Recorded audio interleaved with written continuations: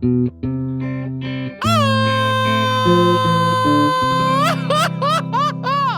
Garito Podcast Network presents.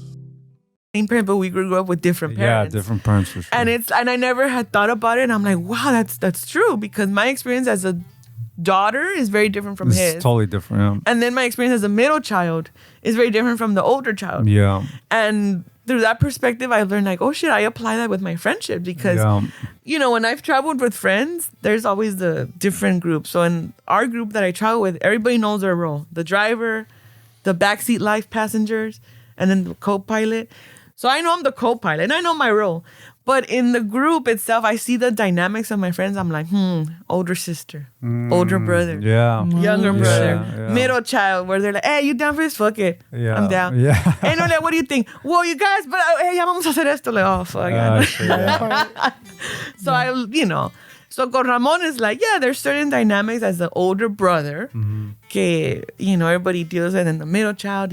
Con él sí tenía unos perks, but then other times I'm like, no, a mí me fue mejor en esto que en él, que a él, you know? Yeah, for sure. Because I remember, like, which now in perspective, you know, que la pienso, my parents would tell me, like, I don't worry about you as much as I worry about your brother, porque tu hermano es bien bien inocentón, you know, very, like, where's his emotions right here? And here, girl, take the knife, stab my heart. Yeah, for sure. Where I'm more like, I don't think so. I'm gonna hide these knives. Yeah. So my dad me decía, like, no, por ti, like, which is good. But since childhood, they told me, like, no, I don't worry about you as much because you're smarter. But then I'd be like, but I'm a girl. Yeah, you're supposed to. And they did in some perspective, pero... No, for sure. Sí, pero sí, en unas cosas, yeah, con mi hermano eran más atentos en, like, you know, because I think he was even, I think in one of the episodes I was just listening to, he was talking about how he would take me out and buy me clothes, and as an older brother, so por eso cuando se hacían novias, yo me enojaba, because he's like, well, there goes my fucking clothes. Yeah, no, but ya les compra todo, güey. There goes my fucking Ya trip. no me vas a ver al Hot Topic. Yeah, and then there was a friend that's like, oh, so he treats you like a girlfriend. I'm like, no, he treats me like his sister. Yeah. Like, he spoils me. Yeah. But now that he's going to have to spoil somebody else, so I was like, yeah, I'm fucking hating, you know? Pero también las viejas con las que andaba eran bien pendejas, you know? Like, oh, shit. Very, like, you know. I would tell him, I'm like, but once again, when we grow and we start learning shit about ourselves, you realize why you pick a certain pattern of person. Yeah. Entonces I le decía, like, wait, no, you fucking Captain Save-A-Ho, man. What? You're always going out with girls who have drama at home with their families, you know? Where it was obvious, the drama in the family. Yeah. Con nosotros there was drama, but it was more like, you know? Yeah. Where the girls that he was attracted to, or he would, like, eran girls that are like, oh, I want to run away from home. And it was like, Ramon, give me an apartment. Yeah, Ramon, like, take me out. Like, yeah, mija, andale, vámonos al cine. Like, you know, he was very, like, that's what it was like. Sorry, Noli, I can't take you to Hot Topic. Stupid bitch, you ruined my plans, you know? I was going to the mall today. Yeah. No, like, I mean, because it was fun, you know. Ramon's fun. You guys hang out with his dumbass. with his fucking social butterfly, can't read the room. His shit, he causa risas, but yeah. Yeah, no, he did. I could see how people could take advantage of that for sure. Because he's a good person, you know? He's a good person. And it comes from, you know, por eso digo, pienso las cosas. I'm like, oh, you know, the dynamics of growing up as an older boy. For sure, yeah. Maybe in some things he felt certain things. I don't know, pero... I mean, I even think like the micromanaging, like telling Fernando fucking... I feel like that comes from a good place, but it's just the delivery. The intention is good, but the delivery if you didn't know him, you'd be like, dang, what the fuck? Why are you trying to control the room from your house and you're sick? But has he... Every time. Has he acknowledged that he does that? I don't think so. No? I think we tell him, I think he thinks we're just making fun of him, no? Yeah. Pero ¿qué es lo, like, what, micromanager and what, like? Well, like, pues sí, güey, pues sí, dime por qué. I mean, he said... Now, mind you, last night he did ask me, because I was at my mom's and I was going to go to the show. Yeah. Pero ya ves después you're like, fuck, like... No. Me entra, you know. Dude, a mí me entra hueva, but I have to go. Yeah, like... Because I can't imagine people that like, just... I gotta get dressed. No and then it was like rainy. It was rainy and I thought like... Some of my friends that I would invite, que siempre they're down for the get down. I'm like, they're fucking on their fucking weekend trip with you. Yeah. I'm like, y no voy a ir sola. No, I get it. But so whatever. But so then he texted me last night like, hey, by the way, blah blah blah blah blah blah blah blah. Like it was last minute. I'm like, well, yeah, I ain't got shit to do. Yeah, I'm down. All right, que no sé qué. But that's all he told me. No, he told us that he felt a little under, and then let me see. Shit, it went up. Let me look. He's gonna pull up the receipts. Oh my god. No, I just want to show her what she said. Que micromanaging. So he said, "Say, hey fellas, I can't make it tomorrow. I'm under the weather. Noida has agreed to fill in for me, but she'll need to pick up the gear. She's wondering what's the latest you can record." And I told him, I have to be home around 2-ish. And then he said, "I'll see what she says. She'll be at my place by 9 a.m. and she'll head straight to you guys. And Ferns, you gotta have to keep the gear." And Ferns like 10-4. And then he said, "Ferns, don't." Yeah. And he's sick already. He's already sick. So, I get it. So He's already bedridden, eh? So Fernando's like 10-4 confirmed. Y luego Ramon's like, "Ferns, apostrophe. Don't forget the key, or if your cousin left the door unlocked, and most likely Noelia won't pick up breakfast." The important things here. And then I text Fernando in the chat. I text him. I said, I was like, "Chido, should I leave the guitar at home?" And then Ramon's like, "Well, I mean, if you want." And I was like, I was asking Fernie, but I appreciate you controlling the ship from home. Like, what? It has nothing to do with you, man. No vas a estar.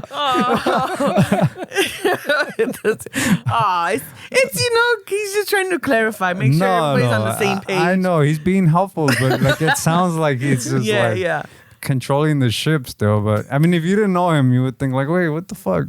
And I feel like a lot of people do trip out sometimes, and you have to tell them like, wait, no, he's cool. Like, he's just...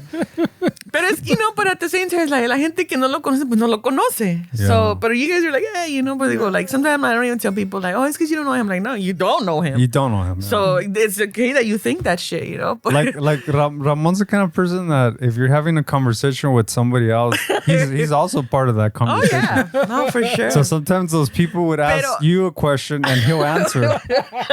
and he's not even in the conversation. And it's funny because that's what my mom does. I'm like, I see it. So I think I'm trying to be aware of that too, where I'm in my head, I'm like, you know what, you guys say shit all the time. Shut the fuck, no digas nada, no digas nada. For sure. Pero no, it's true. Pero I always think like, without those little personality quirks, he'd be boring. You think so? That's all he has? Hey, wait. No. We can get rid of a few quirks. Yeah, right? Yes, plenty little of quirks here and there. Pero también... He does that all the time. Remember cuando iba a venir, I think it was like Jericho too, que he goes, "Hey, bro, Jericho's going to be there this time. Tengan todo listo. Y Esteban, le traes una agua." Yeah, no, he's... It's pero también a veces pienso like it's also maybe the jobs he's had before, where he has to delegate responsibility. Y se le pega a uno. Así soy yo también, but I'm like, but I've learned that with certain groups of friends, I'm like, oh, they're taking control of the situation. Yeah. I ain't got to worry about it. Yeah, because I just remember... got to show up and pay. I remember like when he was transitioning out of like Frontier, he was like, I want to do something like project managing, like... And I thought in my head, like, he'll be good for that. Like delegating shit, telling people, like, at least he knows his strong points. He knows his traits. Yeah. Y sin querer or sin saber, pero I mean, bro. But yeah, so it's I do the same thing too, because my thing is always like be as transparent as possible, as clear as possible, and I don't know if it stems from childhood where it's like I don't want anybody to fucking misinterpret anything I'm saying or what I'm doing, porque and if you do, I'm at the space of like, we're too old for you to run with that misinterpretation. Yeah, for just sure. clear it up. Yeah, for sure. But some people are not used to no, I don't know, but that's my thing. Like, hey, everybody on the same page is all right, good. Yeah. I mean, some people will take it differently, como dice Esteban. Yeah, por eso digo. The way, maybe it's like, como dice Esteban, maybe it's the way he phrases it. Maybe. But some people fucking take it a little harsher way. Ramon, pon atención. Yeah, and then sometimes you feel the responsibility to call them out on it in front of the person so they can know that It's a way of like saying, wait, he does that all the time. It's cool, but then he might take it as like, No, all but- right, why are you making fun of me in front of this person? No, but the time we brought it up, it's not the first time it comes up in the podcast. Remember que se le pinches feathers gets all fucking riled up and he's like, I'm not gonna fucking text shit now then. Fuck it. He says that all the time. Yeah. Then I'm not gonna text you guys shit. I'll fucking handle it then, bro. Es que este way is like Ramon's in a relationship long term for a long time with his girl, pero this is a side piece. Oh yeah. Y so estos güeyes bicker like they're fucking married like 20 years in.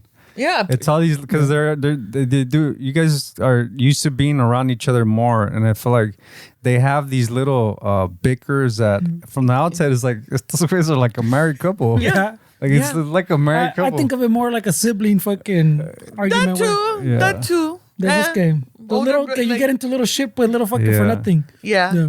I get that with my best friend. I know her since Marisol.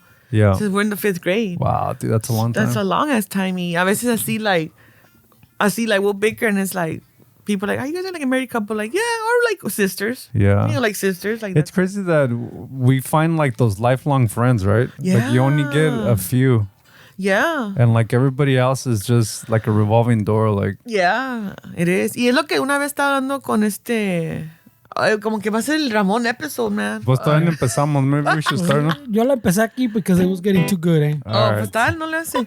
A So- ver, So yeah, chica. let's officially start it. Oh, yeah, right. I got this. You I can got probably keep all this, no? Yeah, I recorded here Alright, with. so this I is a got different this, format. We're gonna start the song after we talk shit about Ramon already for Oh, 20 yeah. minutes. And then next episode is gonna be like the last time we talk shit. He's gonna show up to defenderse. I know, seriously. he's gonna listen to this So for whoever's sure. going to be listening, He's take listening right notes. now. As you know. He probably is. Take notes. He's trying to understand how this works. Tomen notas. A ver, ¿qué? Alright. Ding, ding, ding, ding, ding. Oh, él tiene música. Oh, all right. Ready? Yeah. All right. I'm gonna do it like your brother. 1, 2, 3. Dígame cuándo entró. All right. Whenever you want. I'm gonna do 3 numbers. Chicano Chofo. Ramon's not here. He's feeling sick. Too many beers. Chicano Shuffle. We hope you have fun. And if you don't, then it's all your fault. Chicano Shuffle. Having some fun. Talking desmadre. Don't cancel us. Take it a steps. 3.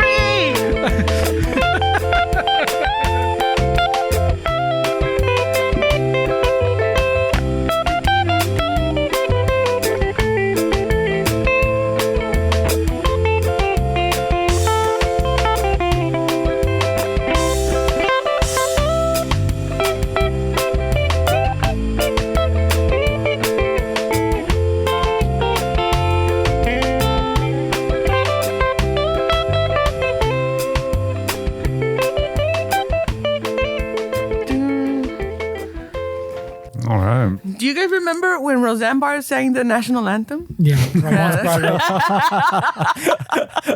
No,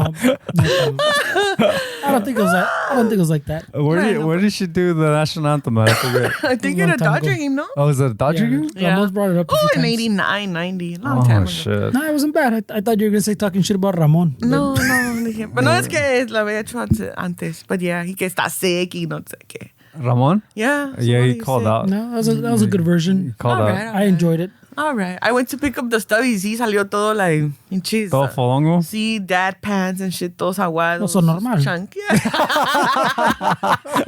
So he's not sick. Oh, wait. Sounds pretty up. So he's lying. I call them when I wear like those apartment pants, you know, those fucking slacks. I mean, you know, pijama pants. Y sin peinarse y todo like. Salió bien sidechick el güey. Man. I'm like, what the fuck? What's wrong with you? Like, oh, I can't breathe my nose. I'm like, you got COVID? Or he's like, no. Que no sé qué. I'm like, all right then. Hey, I'm worried about Ramon Why? ¿Por qué? For many reasons. for many reasons. he's I don't know. I worry about him. I do too. I was listening que el otro día en el episodio que se le olvidan las cosas ya. Oh, no, yeah. And the thing is that he doesn't, I don't think he does anything about it. He just kind of, What is he supposed to Just rolls with it, way. I don't know. I mean, It could be a lot of things. and I'm sure it's probably hard. I know he's listening to this shit. That's what I'm saying. It's probably hard for him to like accept that he forgets things now. Because he would, how long has he ran with the Savant? I remember everything. Dude. My memory's sharp. Yeah. And I feel like it's probably hard for him to like. Most of the life of this podcast, bro. Se le olvida fucking chequear el toilet. Que deja pinches stains. I heard that when I was like, oh, that makes sense. But And he'll argue que no se miraba, but like clearly sí se miraba. like, hey. Sí se miraba. See. That's, I don't know. Do you guys clean your toilets? I do. At home? At home? See? Yeah. I do. Try. Yeah. Cause no, some people don't. No, you can see the fucking ring around the rosy. Oh man. I'm very self-conscious of it. Like I clean my toilet. Yeah. If it's just me ahorita, I'm like, oh, lo limpio, whatever. Like spray here and there. Sometimes, Pero I clean it when I'm flushing the toilet. Dice. Yeah. I put the fabuloso in the tank or I whatever. put fabuloso in the tank. Hey, I tried that shit. No dura. Hey, what's this fabuloso thing I've been seeing people sharing that they put it in a pot in a pan and they heat it up? Have you seen that? Oh, Yeah, some people You smoke it or some shit? No, I think it's for the fragrance of it. What? that's bad though. I know it looks That's bad. bad. It looks bad on the tienen like a little like a skillet like those non-stick ones, and they put fabuloso in there, and supposedly the smoke comes out, and I mean, because it can't be healthy when It's a chemical, and when you heat it up, it activates more shit. it doesn't even look like it should be heated. Right? It looks fucking. Well, has it killed anybody? I don't think so. Nah, pues no. maybe. Y aunque mate a possible. alguien, no le importa, es Well, fabuloso. no, you know? in 20 years. Yeah. Well, no, in 20 years, yeah. Yeah, because like right now, lately, I hear a lot of shit like, oh, if you do too much, I'm like, dude, we've been doing that forever. Yeah. The cup of noodles in the microwave. Yeah. Like a lot of things, Yeah. people like, oh, like I'm not supposed to put in the microwave. Like, no, but we've been Yeah. doing it forever. We're still alive, Yeah, you know. forever. So it's like I don't know if it's gonna change. Yeah, I don't know. Pero- Few people también dicen que you shouldn't keep like the plastic bottles in your car que with the heat. I heard that like 10, 15 years ago. Yeah, and we still do We it. still do Yeah. it. Yeah, I mean, we're not gonna fucking Do a change. lot of stupid shit. I saw a guy fucking on TikTok post the fucking a video of like he works at a place where they make the feed for pigs, and he was showing a video of them because they get a lot of like the recycle, like the bread que expires. A lot of these businesses that make feed for Okay. pigs and stuff, they'll take the bread that's expired that the store can't sell anymore, and then they put it in a grinder and they make like food for like the pigs and stuff. Pero el güey was showing videos that they put con todo y el plástico and everything. And so all that the pigs eat, and he's like, look at y'all, fucking, this is what you eat. And in the comment section, people are like, I don't care, I'm still gonna eat fucking carnitas. And I'm still, like, it really, I mean, I saw it and I still eat fucking pig. I always think anybody that eats from McDonald's shouldn't be talking shit about anything, Yeah. food wise. Especially when if they're excited about the McRib coming back. Like, what is in that, dude? Exactly. Like, what? It's not real ribs, you know, just the shape Like, of a what rib. is that? Like, it's fucking wild. And people love it. I'm like, I've tasted it. I'm like, pues no, pues a mí no me pasa, pero yeah. And then they do this whole fucking campaign that it's back, and you're like, I don't Well, it's care. because, like you said, they had a whole following, Yeah. Yeah. but then now they got rid of it for But I never saw the like in Linwood people getting happy because the McRib I was don't know back. who liked the McRib. Who likes the McRib in the Latino community? I don't. I don't know. It seems like one of those fucking foods that people that go to Arby's eat. Yeah. Like nunca se antoja Arby's. No, pues that's why they took People it that go away to from Wendy's. by Stonewood Mall. Oh, they took that one out? Yeah, ya está el Dunkin' Donuts. Oh. That's I'm all crazy. excited. Dunkin' Donuts. Ya está. I don't even get donuts. I just get their coffee. The coffee's good? Yeah, Oh shit. it's pretty decent. Pero Pero no, ya está cabrón. I mean, they say even like the candles, pues like when you burn them, también those same the chemicals, Yeah. those fragrant the chemicals that make up those fragrances también are not good to put in the air, No. but Jesus people light Christ. up the candles and or even like oil drops. I mean, yo Essential oils Yeah, I would put them in water and warm it up. Yeah. And then we'll le bajo, you know. Yeah. And but then I read that's also bad. I'm like, What? So what are we supposed to do? Just have a smelly house? Yeah, pretty much. Yeah. Or they just use natural products like limo and whatever. That's Well, I'm saying like the son chollos, I'm not sure, pero los otros, pues like the candle, pues when you're making these weird fragrances, Yeah. mango, peach, whatever, all these mamas, Yeah. it's literally mixing chemicals, pues. Yeah. And then you're burning. yeah. Pues dice también like when I mop, Yeah, I está cabrón. stopped, but I would use hot water. And then, you know, the Fabuloso, the chloride. But then when I would get rid of it, I'm like, fuck. Like, man, I'm like, I can't do that shit. I'm Yeah, it's strong. That. No mames. Mejor Fabuloso frío, ya, chinga su. But I kind of feel bad for our parents that didn't have the science back in the day, right? Because they would do all kind of shit. Yeah, pues es el pinche asbestos, lead paint. See, everything. they still made it, though. Look at them. And they fucking live. A lot of them live a long time, Yeah. considering like all the things that are said that you shouldn't do now. Like, I mean, Yeah. like my great grandma lived to be fucking 100 and like Damn. fucking really like still fucking walking and doing all these things. And I mean, she would eat like what they ate forever, Yeah. beans, tortilla. They eat tortilla, they eat beans, and now we vilify these foods and Yeah. saying, I mean, Now, do you think that it's vilified because it's now not as organic as before? probably, yeah. Like, it has to I be a think even reason. in Mexico, I mean, you just got back. I mean, the tortillas probably taste different. They do. Yeah. They're still good, you know. No, so- but what pero I'm sí se saying siente is they probably taste better because Yeah. like the cow, the milks that they use is different. The eggs or la harina is diferente. Like, everything is different. and right here, like, I mean, we get a bunch of like fucking, I don't know. I don't think really people, I don't think they really consider the shit they put in the food right No, I don't. I mean, sometimes I do, but I'm like, I'm like, I've lived this long. Fuck it. Yeah. Yeah. Pero But definitely those Whole Foods way help a chingo. here. Yeah. dude, somebody told me that they built a Sprouts. In Norwalk. No, there, pero también on Atlantic in Southgate. Remember the Kmart? Mm-hmm. Where the old Kmart Oh, was there's a at? Sprouts there now? Yeah. Really? Right? I had the same reaction. Like, really? There? Like, What?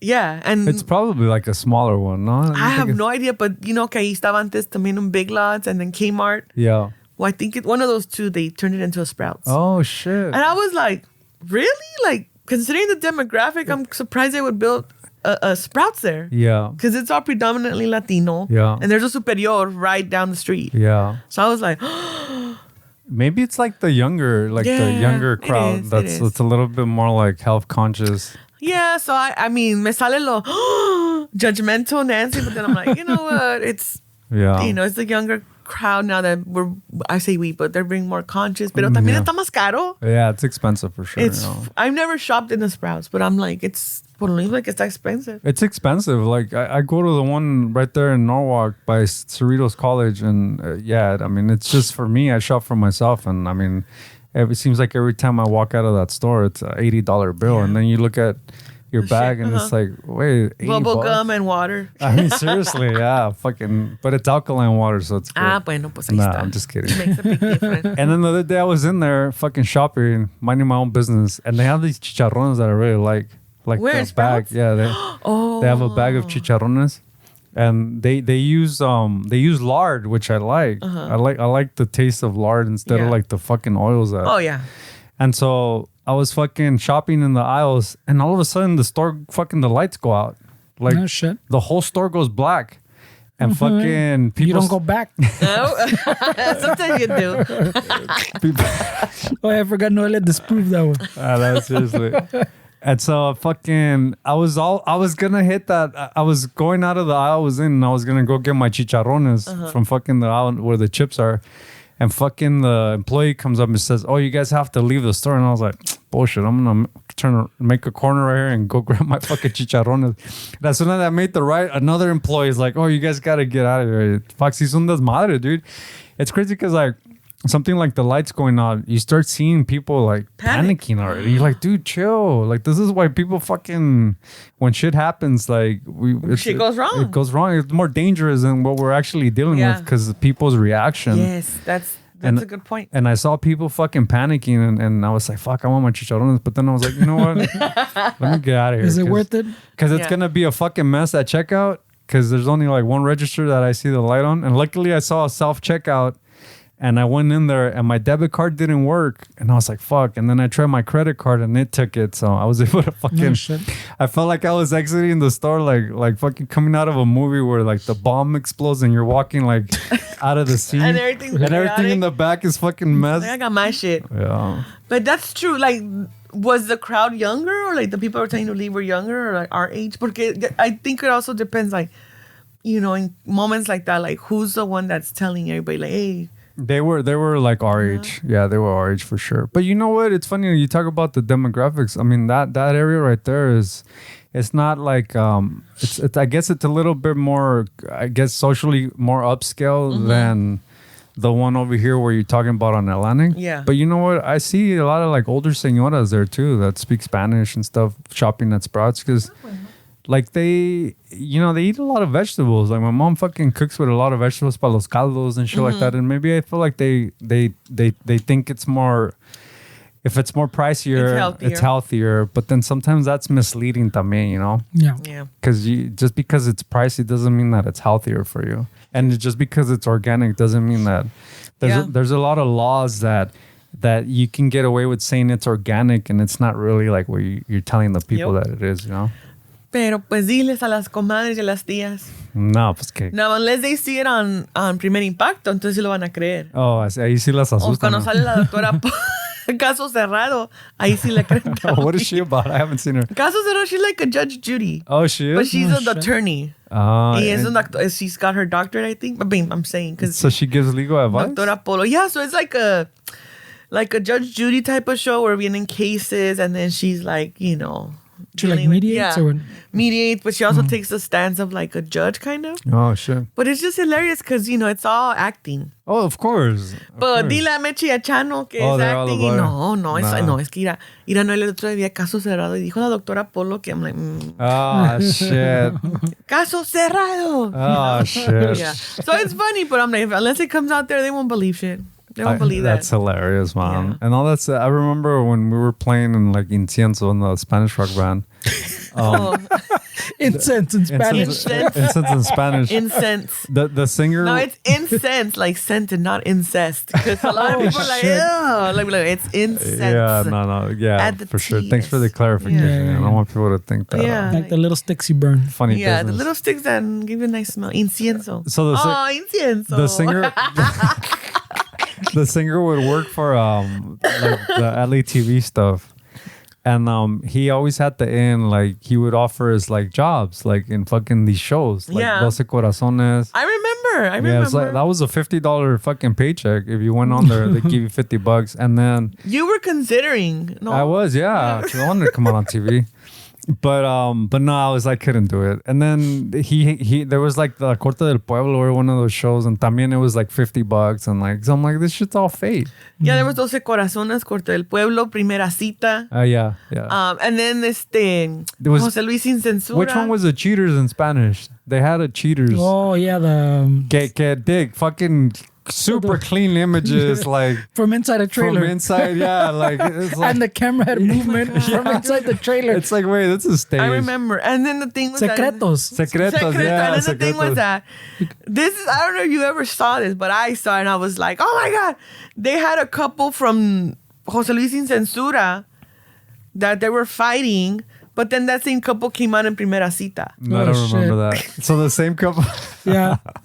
And I'm like, that adds up. So this isn't real? No. I know, pero yeah. Well, that shows. Well, Secretos too. The one I always bring up that was hilarious is from that trailer where that they're gonna catch him because I guess el vato era trailero, el otro. And they would go in the back of his trailer, pues, and the big so on rig. the bed of the trailer. No, but like the big rig, the box, yeah, pues. Yeah. Que se iban ahí, se metían y hacían su pinches. But there was a camera. And so they said they sneak in and put a little like camera in the corner in the back. Puro pedo. Pero like when they switch to the camera inside, que se están agarrando, the camera would move like to get a better angle. Yeah. I'm like, wait a minute. Yeah. Pero eso del pueblo, hasta mi primo that worked on the pinche Corte del Pueblo. he said everybody on that crew rotated Yeah. into fucking being a defendant or a victim. But you remember how ridiculous Operación Repo was? Yeah. Oh my God. That show was fucking ridiculous. It dude. was, but it was hilarious. It was, but it was ridiculous. It was.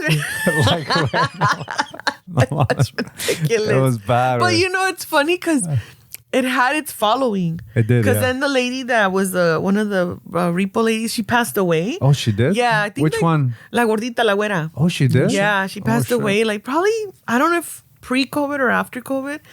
But dude, like the people were like just like loving her and I didn't everything. know I'm she like, dude, passed like away. pinche tuvo su cult following ese show. And Yeah, it did. Yeah, it did. I remember. Pero all those pinches programas mamones, I mean, like they're fake, but they're entertaining. they were entertaining. I mean, I think that's the lens we should look at them, is that they're fake but entertaining. 'Cause Well, that's watch a 'em. job, no?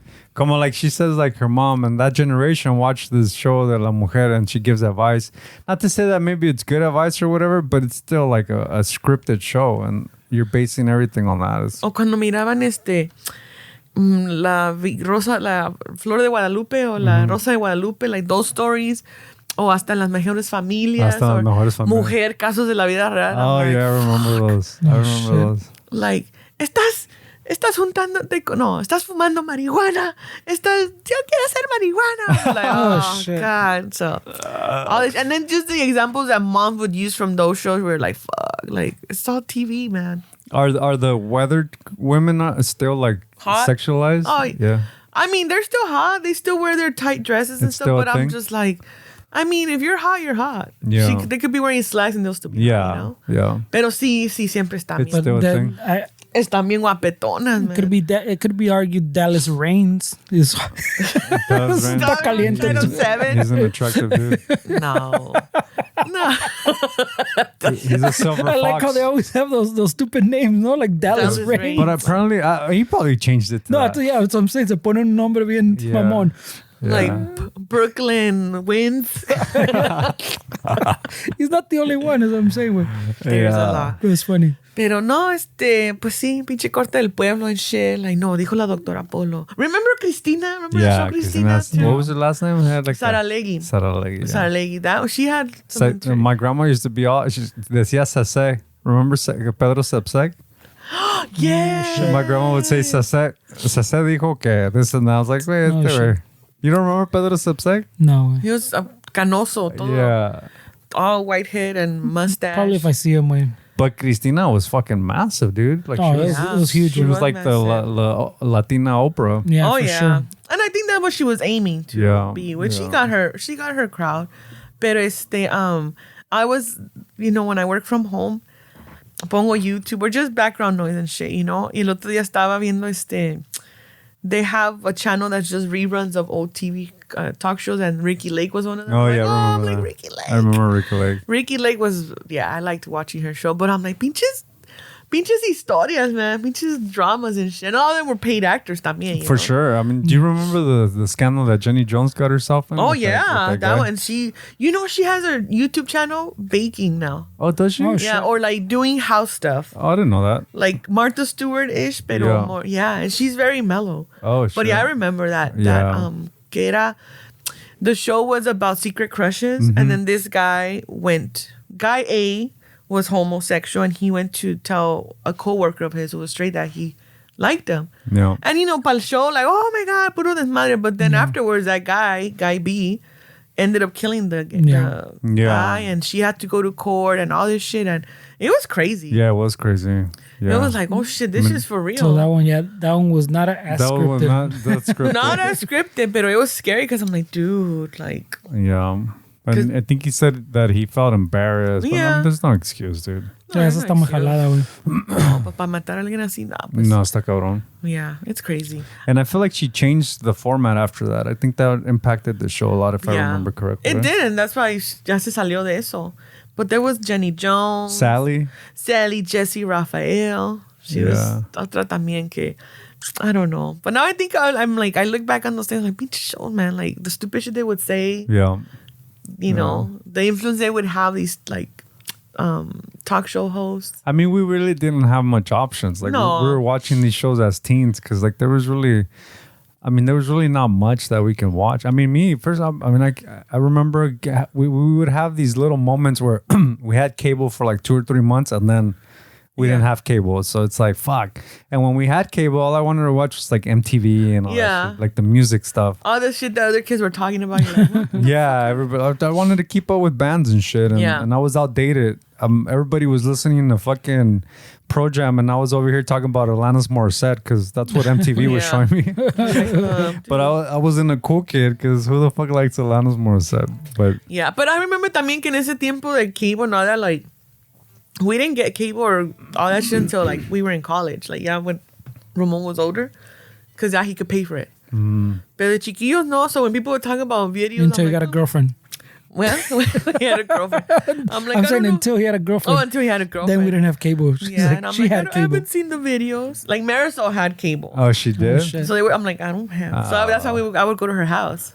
That's funny. Yeah. Y cuando sí teníamos también la black box or whatever, was like just VH1 or MTV. Oh, you remember the black box? Dude, that thing made the rounds around the hood. Yeah. Well, the pinche parabolica was fucking chingón too. Remember the big ass satellite dish? Oh shit, hey, you want to watch MTV? Hold on. Yeah. Have to line it up. Pero the people that had that, they were proud to have that. Yeah, that's what I'm saying. They would do it on purpose, so you can see the thing. It's a symbol of status. I would say, like you were talking about those old phones coming back in style that people use them as decor. Imagine if those satellites make a return that they want to be all cool and shit. Like it's like a little niche community of people that. Pues no sé qué se había dicho. I had told yours. I mentioned this to someone. Satellite dish. On Amazon, I saw the VCR DVD combo. The stand for like $200 and something. Still that expensive? And I was just like, why is it expensive? It used to be $69. Yeah, that's the a combo. lot. Yeah, está cabrón. But once again, like but is it younger people that are like, oh, these are cool antique stuff. I wonder if 1900s. I wonder if it is that it's like an old new stock, I think or is so. it like something new? Well, there's a lot of people that want to start collecting DVDs now and VHS stuff. Yeah. So, but también like Esteban's brought it up before, like when he was doing his thrifting thing, older people buy those. They buy those because they still have their VHS collection. True. Yeah. And if their thing takes a shit, they go, oh, my VCR ya no funciona, I gotta buy another one. And they go, oh shit, well, fuck, the only one here is $200. Yeah. Yeah. I mean, we forget that a large demographic is like older 60-year-olds and up. So I remember like he's talking about like I would buy CDs and be like, nobody's gonna want these CDs, and they would fucking fly. We would sell them all the time for like way more than what the fucking price on the CD was, because people that are 60, 65, they're not on Spotify. No. They still play CDs, and so that's still a huge market. Yeah. Yeah. Yep. Once they learn, it's like, forget it. Forget it. Then. I was talking, there's a guy that's in, I think he's in one of those beaches, either Huntington. He's in Huntington Beach. He's this guy. One time I had an issue at work with this controller, this electric component that we weren't getting, like the continuity wasn't there, and we're like, fuck, we don't know how to fix this. So I fucking went on Google and I was like, let me find somebody to fix it. And I found this guy, and it's a TV VCR repair guy. Yeah. And I was like, fuck, can he fix this? And then it said, I can fix anything. I was like, all right, we'll see what's up. It answered it right there. So I went to Huntington Beach, and it's like a little grimy part of Huntington Beach, and it's like a parking like plaza or a business plaza that's small. There's a laundromat next to it and a liquor store. I was like, fucking, this guy fix it. And I fucking opened the door, and it's a fucking mess in there, bro. There's TVs, there's fucking old radios, and then in the back of the shop, there was a light on. And I dusty ass person. And he fucking he heard the little headlight right here. Ding. He heard the little fucking bell. Yeah, ding, ding. And then he's working, looking down. And then he looks up and he looks over me and the lights. And I was like, the first thing I thought is, this guy's going to fix this. Oh, yeah. Because he's one of those fucking lifetime dudes that worked on electronics. And I'm like, that was a good sign, dude. It looked like a movie where, like, you think of like a Harry Potter movie where you walk in and you're like, fuck, am I in the right place? Dusty, fucking crawling and all of a creatures. sudden, this old mystic fucking appears and you're like, yeah, this guy's gonna fix it. And sure enough, dude, he fucking fixed it. And now I take him shit all the time. And like, and I was talking to him about his business and he's like, dude, I'm the only one that's left because he fixes TVs. And he was telling me that there's no money in fixing TVs anymore. He said he had a contract with one of the Hiltons or one of those big hotels that every couple of years they would send them the TVs and he would fix them. But now they see that it's more lucrative for them to just replace all the TVs. Yeah. So he got into fixing like medical equipment, like I don't know if it's for blood pressure or high blood pressure, whatever. So he got into that. So he was telling me that fixing TVs is a dying. It's like he's the only one that's left. No la pena ya. Pero this is why I worry about Ramon también, because you get to an age where you're stubborn. Like this dude was stubborn. Like I'm like, well, why don't you try this and that? He's like, no, I tried that. Like it doesn't work. And I was like, oh, how about this? And he's like, no, that doesn't work. He's like, I appreciate. He's telling me that. I'm like, I'm in my head. I'm like, how young do you think I am? He's like, I appreciate your youthful brain and the way you think, but I've been doing this for a really long time. How old was he? He was probably like, I would say like maybe 65. Shit. Yeah, completely jaded with life. Like he was in an industry that is dying. That's dead, pretty much. Dead, doesn't want to give up. Fucking's gonna be the last man standing. And so, because one day somebody's gonna bring me a TV. And so you sometimes you get to a point where you're just stubborn. You're so jaded with life, and I get it. But like you're not gonna change. Like it's fucking. That's how you are. That's how you've been doing things, and that's that's how it's been working for you. So that's where you're gonna stick. And I told him like, hey, have you ever thought about like fixing guitar amps? It's like, nah, that's not a good industry. Like, and so I'm like, I mean, I pay a lot of money for people to fix my shit. Like, it's an industry, and he's like, well, I have a business. These guys that work in the garages, that's not a business. You see this light right here? You see this fucking headlight right here? And so ya quedamos así. And I'm like, okay, this guy's stubborn. All right, cool, man. Me cae bien. I'm like, you know what, dude? Yeah, me cae bien. He was a really cool dude. And I was like, you know what, dude? I'm not trying to tell you how to run your business. I'm just maybe giving you a little bit of different perspective. And he's like, no, I've done that. Okay. And so he fixes my part and he calls me. And I'm like, oh, how's it going, Dave? And he's like, oh, your parts ready. He's like, hey, you know what? That thing you were telling me about guitars, amps, I was looking online and Sam Ash just laid off like 200 techs. And I'm like, well, they laid off their whole fucking department because of the internet. Like nobody goes to music stores anymore. And he just kept going again. And then I'm like, all right, fuck it. So I go pick up my part. And we shoot the shit again. He starts telling me about stats and shit like that. And I was like, dude, I just came to pick up my shit. Tanto que I forget the receipt. So forget the receipt. I'm driving. I was like, fuck, I need the receipt because I need to know how much to charge the customer. Yeah. So I'm like, hey, Dave, hey, you know what? In us chatting, I forgot the receipt. Can you text me the receipt? Oh, no, I can't do that. I don't give people my personal number. And I was like, making everything difficult, dude. And he's like, what I can do is I can fax it to you. And I was like, okay. You can just take a picture. He didn't want to give his number. So he's one of those dudes that's like completely jaded in life and doesn't want to change anything. So I'm like, all right, Dave. It sounds like Ramon. I'm like, all right, Dave, just fax me the and he's like, okay, I need your email. Okay, it's Esteban, whatever. And I was like, you're dumb. I don't like to give my email. No, That's too long. I'm like, at gmail.com. He's like, Gmail is and so he went on this rant about Gmail. I'm like, Dick. He needs friends. I'm like, I'm over it already. Yeah. Like, I you do your business. I'm over the tech. I just want my receipt at this point. And he's still fucking talking shit about Gmail. Well, like some people. And the next time you talk to him, he's gonna bring it up again. You know what I just read about Gmail? yeah, probably because he's just looking for the ¿cómo se dice? The confirmation bias, no? Like he is, yeah. Because he looked up your thing, but he found the most negative thing he could find. He found the most, yeah. Pero se acordó de ti, la plática. No, he remembered me because I think it's what you said. No, that's like he probably. He was telling me that he's never been married, doesn't have kids. So he's probably really difficult to be around. And I feel like, because dude, even in the fucking, while I'm there shooting the show with him, because I stay a little bit, because I felt what Noela's saying, like maybe this guy's just lonely. Yeah, so I'm like, let me just shoot the show with this guy. And there's been times where I've been in there and like, I'm the only person there, nobody's walking in, and he'll answer the phone and start like almost yelling at these customers, and he would just be like, "Oh, I just fired that customer." So he fires customers, dude. He fires customers. Hey, you're on eggshells already, Dude, he fires customers. And I hear him telling, well, you know what? I told you it was going to be ready in 3 weeks. Like, I told you this 2 days ago. Like, do you want me to put it back together so you can pick it up? No, it's because... and then he just kind of goes on this rant. He's like, you know what? I'm just going to put it back together. You come pick it up and good luck. And then he hangs up and he's like, oh, I just fired another customer because these fucking people and this and that. And this. And I'm like, whoa, dude. He's probably on the spectrum.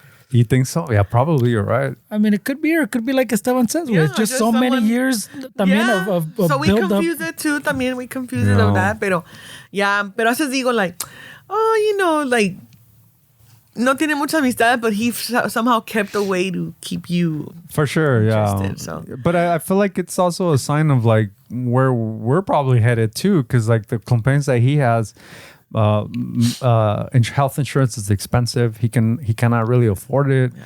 He's in like a weird.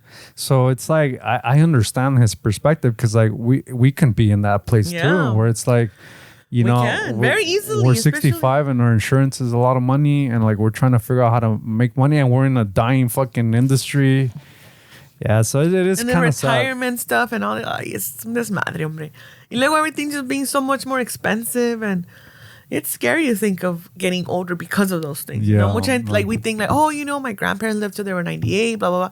Cool, because they had their house. They had for sure. They didn't pay 1,000 kids that would take care of them. But then there's people like us that are like, we don't have kids. For sure. Some people don't have that many kids. And are you more mindful of that fact? Like when it comes to money, like are you more like careful of like what you spend and what you charge on credit cards? The minute I moved out. Yeah. Porque pues con mis parents, no hacía. Yeah. You know, Mom, do you need anything? Like, no, all right, cool. I offered, you know. Pero no, when I moved out, obviously the rent and being more responsible. Yeah. So I'm more I've always been responsible with money though, because my parents you know, don't depend on anybody. Excuse me. So now I do save my money. I take care of what I need to take care of. And then the money that I do spend is these like, por eso digo, la gente piensa like, oh, you have money. Like, no, I just know where to spend it on. Yeah, you know? for sure. I'm not spending it on like, you know, name brand stuff. But if there's a band that I want to see and I want to see them up front, maybe I'll spend that little extra money for that. Yeah, luxury, I mean, those are experiences, right? Yeah. Like you're not buying something that's like materialistic. Like, and I feel the same way. Like if it's an experience, I don't mind spending money on an experience. Yeah, like y cada quien con su pinche dinero. Like, hey, do what you want, but don't judge me if I'm not doing for sure. Yeah, things. And I'm not gonna judge you, but cada quien, however you want to spend your money. But yeah, it's things like that where being more aware of like, oh shit, like, you know, let me save this for like retirement, you know. But before it was like, oh, for a rainy day. No, it's now for my age, my livelihood. For sure, yeah. You know, even like ¿qué pláticas? Even like charging things on the credit card. Like now, I think, is this something that I want to charge on my credit card? How long is it going to take me to pay off? Am I going to pay it into my 50s or like? And some people are okay with that. But like when you think about it, like, am I going to be paying into my? If I get a car note right now, and it's a 7-year fucking note. Am I going to be paying this into almost my 50s? Yeah. Like, I got to really start thinking about how long is this going to take? Like, do I really want a $500 payment in 7-8 years or whatever? Like, and then the selling point something like, oh, well, when you get a new car, you get the warranty and blah, blah, blah. Like, no, like the warranty is not going to ever kick in. Yeah. You know, it ends in 3 years, and in 3 years, nothing's going to happen. It's like at the 5th or 6th year when this shit starts happening to the car, you don't have warranty. Eso no desmadre. Yeah. O sea, you know, like for all the younger people, don't get discouraged though. No. I mean, do not get discouraged. Or get discouraged porque está cabrón. Yeah, like I don't know how you guys are doing. I mean, it's hard to think about retirement in your 20s. Oh, like, for sure. I wasn't thinking of any of that. And I wish I was, like putting money aside. Yeah. But like younger people hear this and they'll be like, yeah, bullshit. But no, it's true, man. I wish it wasn't. I wish I was like 22 fucking being smart, not buying fucking TVs from my car. But then también, like, even if people told us, like, don't spend your money on dumb shit, we were still gonna do it. We're still gonna do it. You're not gonna listen. Ya ves, like, también, like, we brought up, like, que even like in their 20s, mid-20s, ponle también, sometimes people feel like their world is fucking ending way, and you're like, your world's just starting way. But when you're there in that present, pues, your world is ending. Yes. So the same thing like we're saying, like the retirement, pues, like you tell them, and to them it still feels fucking like the longest time away. So that's another life away, you know? Yeah. Because like I'm saying right now, like I would pay that extra money for the experience of seeing my favorite band up close. A 22 is gonna be like, I want to spend money for the experience too. Yeah. So it's like, oh, pues, okay. But now, if you're 30 and still acting like a 22, you're spending your money like that, then it's like, hey. And that's a lot of people. Yeah. A lot of people are not smart with the way they spend their money. Yeah. Or es que también, you know, realistically now, like for people who live on their own, like at that age, at being 30 and living on your own, it costs money. So a lot of people still live with family and parents, so they are able to save that money. Yeah. They spend it on stuff, you know, rightfully so. Yo lo hice, pero de todos modos sí me aguardaba, like, no, I gotta save money. Y but yeah, pues pinche. Pero no, do not get discouraged. I feel like it's also 25 is not the end of the world. Nah, even if you think it feels Fernando that way. says, like you're barely Even 30. your brain's barely developed at 25. Yeah, when you're like fucking, it's not tender anymore. Shit, my brain's 44 and it's still like, what the fuck? Like, what? It's still recovering from that chingazo. Yeah, it is. It very much is. Yeah. Pero so no, don't get discouraged. Just save your money, you know, spend it on good stuff. Yeah, because it's important to also like enjoy yourself también, though, because like saving for a future that's not guaranteed, I feel like that's tampoco. It's like plus también now, like one of the things I was reading is that a lot of jobs now don't need those credentials or qualifications of a degree, and a lot of people like they're 18. That's why I'm like, dude, at 18 we don't know shit. Like, we don't know shit about what we want to do, but we're being forced or pressured to, choose what career you want for the rest of your life. So a lot of us go into college at 18, not knowing, like, whoa, I don't really want to be an astronaut. Maybe I just want to be a business manager. I don't know.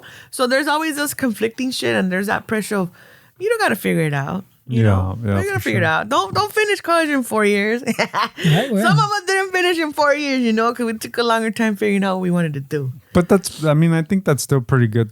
Pretty cool of you to like go to college and finish that, because even if it's not like something that's useful to a lot of people, because a lot of people go to college and then they do something completely different. But the fact that you can do something and that you put your mind to it, I feel like that's beneficial también, no? Yeah. Because sometimes what you learn in college isn't like what your degree's telling you. You learn other things. Yeah. Well, like I was talking to Ramon, I think it was probably one of those other episodes we do when we drive home. We get college, even like by work standards, like when they're hiring you, it's not really that they see that what the degree was. They see that you can follow directions, you can keep a schedule.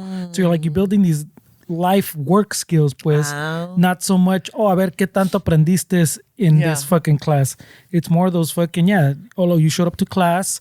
Look, you got good grades, which means you followed fucking directions. Look, you can take fucking a test, you know. So that makes discipline, sense. Yeah.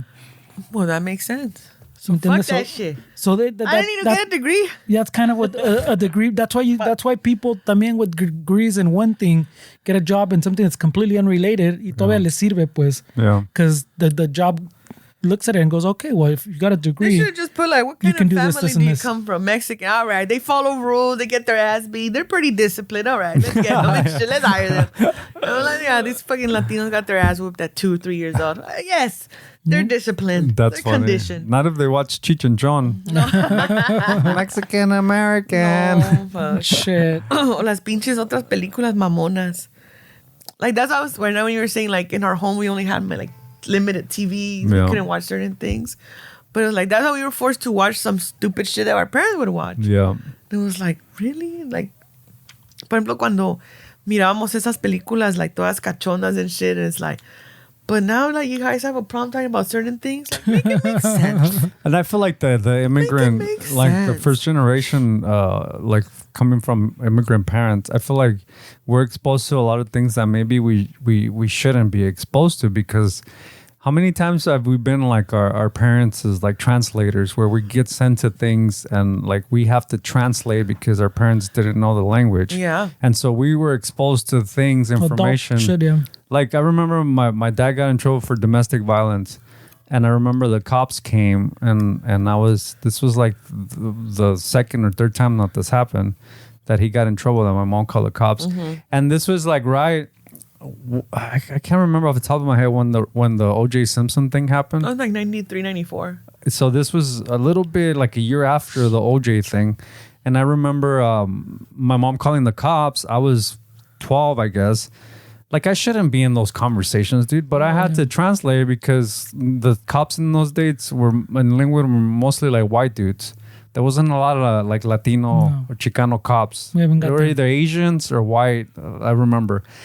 And so I was forced to be in conversations that I don't need to have these details. But like, since my mom needed a translator, who else is going to translate? And I remember thinking like, why do I have to know about this shit, dude? And it was like, it wasn't easy as a kid, but it's still something that sticks to me that I remember is a cop telling me that that the O.J. Simpson case was the thing that opened the doors of domestic violence against women. Because before that, it wasn't really looked at like a big deal like just that. You handling your business at home type of shit. But I remember him telling me that after the O.J. case, like they take domestic calls against women a little more serious. And I remember that like impacted me a lot. Like as a kid listening to that it took somebody to die for shit like that. And then the thing is too, pues te digo, like when we were young, we would see things, and then as we get older, we process them, and then at least me, I start dissecting the situation. So it's like, hey, it had to take for a female to get murdered, and not just any female, celebrity, Caucasian female. Would it have made a difference had it been a black female? Would it have made a difference if it was a celebrity or not? Yeah. So those are the things that I start like, I think, pero. And it was not even 30 years ago that it started becoming a serious matter of domestic violence. And then on top of that, once again, the demographics, it's these two officers who already come in with the role of authority, but they're not even officers that you can connect with because there's a color. Yeah, of course. So then you as a child, you're like, hey, I shouldn't be knowing this shit. Yeah. I shouldn't be translating for my parents in this fucking vulnerable, very scary situation. But then on top of that, who you're reporting it to. Yeah. And then how they take the message, you know? So it's a lot of dynamics. And then how they're explaining to you, okay, now we take it serious. Now we take like, it serious. I'm 10. Them taking that situation and then reporting it back to their headquarters. But I feel like they wouldn't want their kid to know this information. No, they wouldn't. Like their kid would not be exposed to this. But like, I feel like they saw the community we were from, and it's like, it's normal. Who cares? Like that's them. They'll figure it out, and I did figure it out. Thank you. I did figure it out. But it's not our parents' fault. I'm not even shitting on my mom or my dad. But it's just an unfortunate thing that as first generations, how many times do you remember going even the immigration translating? Yeah. Like, we were fucking little lawyers and shit. Yeah. Going to the doctors, going to this. Even, I don't know about you, the school conferences, the parent conferences where it's like, oh, he says I'm doing good. Pero sí. Y es lo que pasa que that's why on top of like the... like being children of immigrants, it's like then being children in general, being put in adult situations. And then later, when you're in an actual adult situation, stay out of it. It has nothing to do with you. Yeah, for sure. So it's a conflicting message when our brains are growing, our brains are processing shit, where it's like, wait, so I was okay to do this in this adult situation, but not in this one. Yeah. You know? Yeah. I can ask about you being beat up, but I can't tell my cousins that you got beat up. Yeah. You know, porque optics. Yeah, so it's a lot of confusing messages. And I was, I think it was one of the conversations you guys were having about just growing up, how like families like, no digas esto, que no sea para la familia, por el que dirán, you know? Yeah. And that to me is always, because once again, it's like, oh, you see it right now online and everything, like, oh, a lot of times we're told not to say shit to protect the peace. But it's like, whose peace are we protecting, you know? So I had that conversation with my mom because I'm always like, let's figure this shit out. I want to understand where this logic or idea comes from. So I asked my mom, what the fuck is... Now, this is in Spanish, but it's easier to say it in English right now. But I'm like, what the fuck is the deal within our culture of the whole, like, stay quiet, don't say shit por el que dirán? Like, what help me understand what's the logic behind it, because of that, Mom, a lot of things have happened in families, a lot of damaging, a lot of that now things are coming out as adults, like, well, this happened to me as a child, but I was told never to tell. And my question was like, why do we have that within our culture? De que no digas nada por el que dirán. But then my mom took it to the perspective of, this is a trigger warning, so about sexual abuse. How she says, que mira, mija, la sé. Growing up in towns in Mexico, unfortunately, if a female or a child or a young girl said, this person violated me, la sé, instead of being a situation where people helped her, she became the target. Yeah. So because it happened to her, everybody was going to talk shit to her. So a lot of times, no decíamos las cosas because instead of it being a situation where people would help you, the victim would become... You're not the victim, yeah. You're not the victim. You did this. It's your fault that they divorce. So not only is it that you're blamed, but now everybody's going to see you as a target, as an easy target. ¿Qué hiciste tú? Yeah. So my mom was taken into the sexual assault part where like when girls are raped or molested, they don't say shit. And now this is what she said. Cuando uno está chiquito, no dice, because then what we saw is that if a girl said, I was abused, then other men would just see it as a green light for them to continue to do it. So it was a way to protect her. Le hace, pero sí tienes razón. There's a lot of things that should have been said out loud. This should have been said out loud. Like family conflict, where people should have been held accountable for things, because that's my thing that I tell her, like, what is it about protecting, like, shit that happens in the family? But then as an adult now, I think, like, I think of my personal situations where it's like, I don't say too much about what I'm going through because it's like, whoever I'm telling it to, are they going to use it to harm me or to support me? Are they going to use it again? Now I think that the friends that I have would be supportive. Now you're trying to keep the peace. But now I'm just like, now I understand like why some people just don't say certain things. And it's like not to keep the peace for yourself, but also because it's like, we still have this idea that if we share something, it's going to cause a conflict. And more times than not, it probably does. Yeah, no, I mean, not only will it cause a conflict, but I feel like a lot of the times you can't trust people, even if you trust them, to not say it with the information. Yeah. Like, there's a lot of things, like, I like to be really private, and like, I don't like if I tell somebody something, and then if it's something that's really good, as far as like, oh, this dude told me this, it's juicy. Like, just keep, if I find out that they went and told everybody, then it's like, well, that's not, I don't want to tell people anything because I just don't want my things to be out like that, Because sometimes there's no really a good reason to spread it just because you're spreading rumors or you're spreading information. There's really no benefit.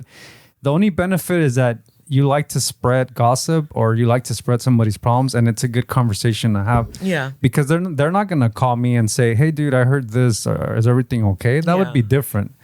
But like, and then that's the thing. How does one approach a situation like that? Where like, if I heard something about you, how do I approach it? Like, hey, Esteban, I was at this event and your name came up. Yeah. Then it becomes like, well, what the fuck? Why did my name come up? Yeah. So it's always that approach to, sí, like, pues, ¿qué tanto dijeron? It's just, and then at that point, it becomes telephone too, no? Exactly. Yeah. By the time that person brings it up to you, it's a fucking whole other thing. They added a few fucking, ay, está bien chuludo, Esteban. Yeah. So,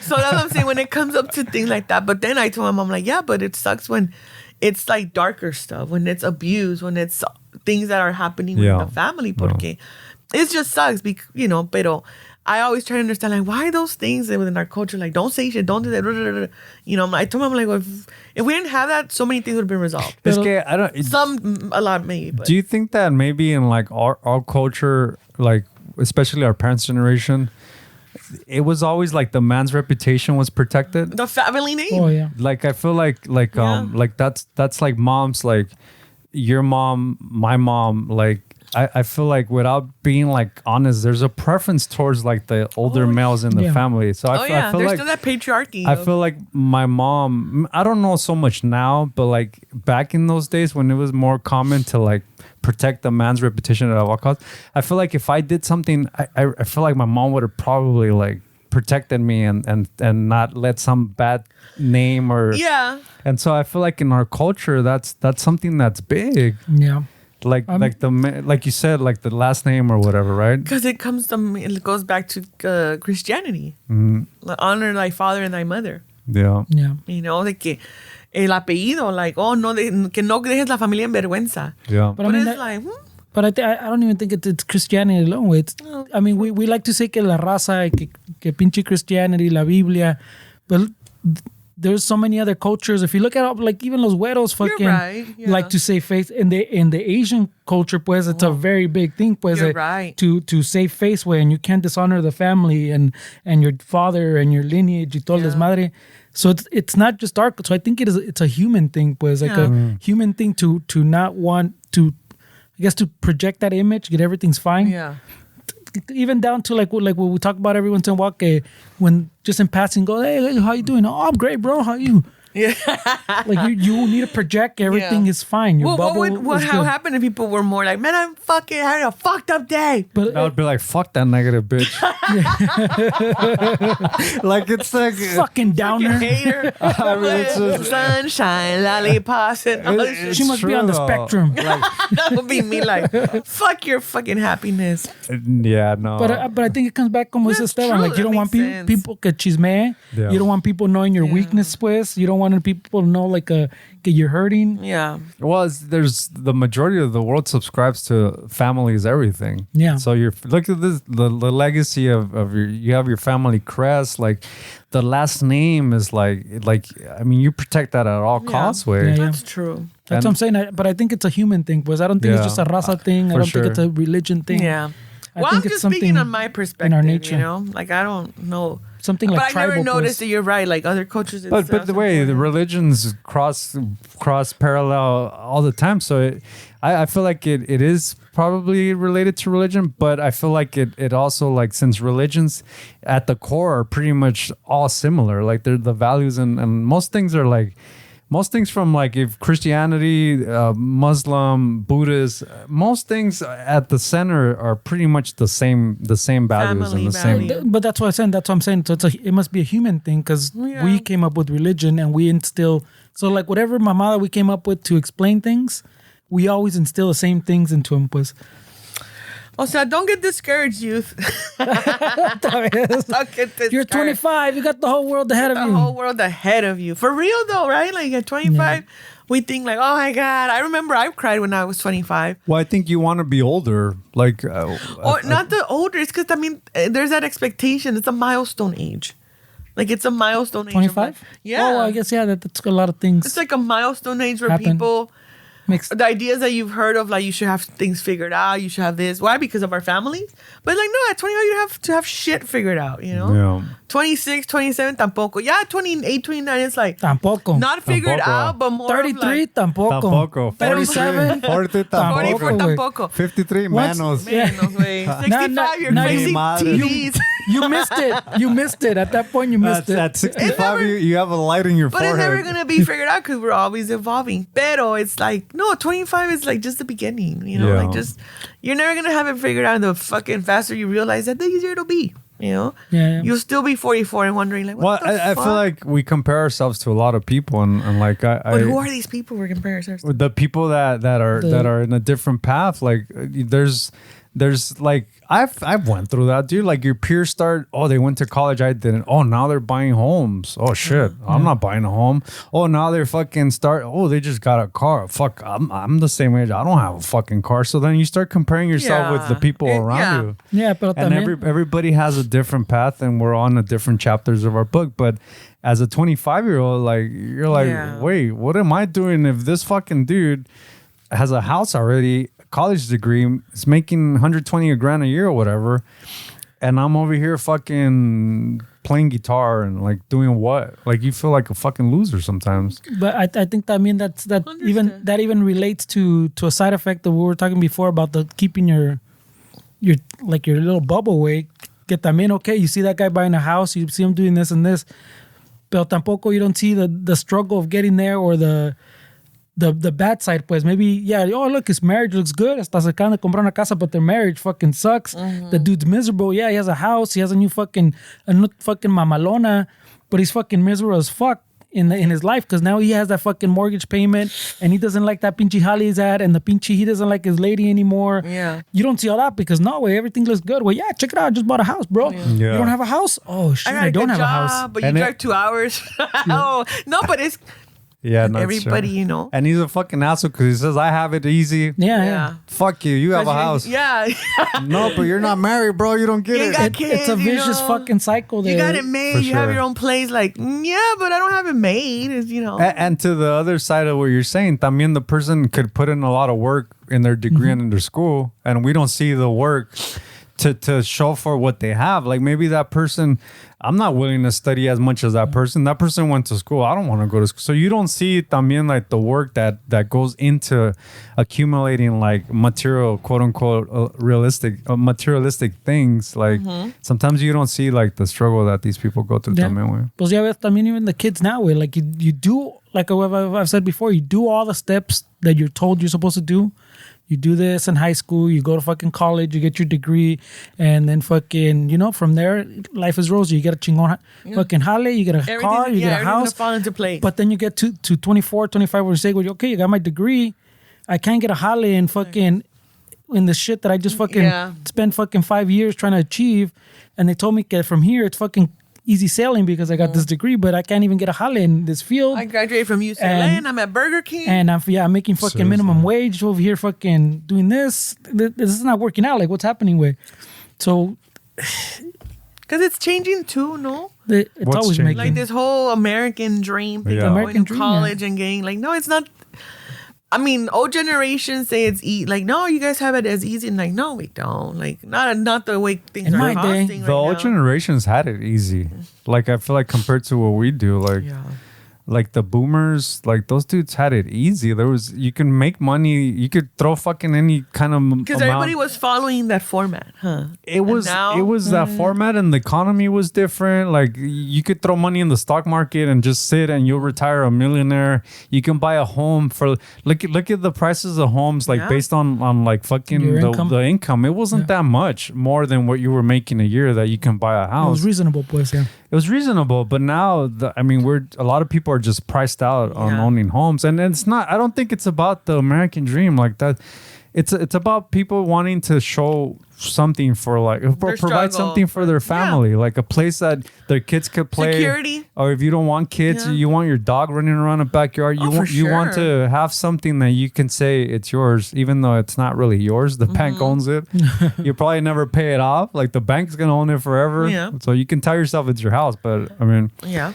But I just feel like people just want that opportunity, and it's not given to them to like own a home. And then if there is an opportunity, it's not an opportunity for you to do it individually or independently, because like I tell my mom, like I could get a house, but it'd be in fucking the boonies, and I'd have to get roommates, and I'm not willing to do either. Yeah.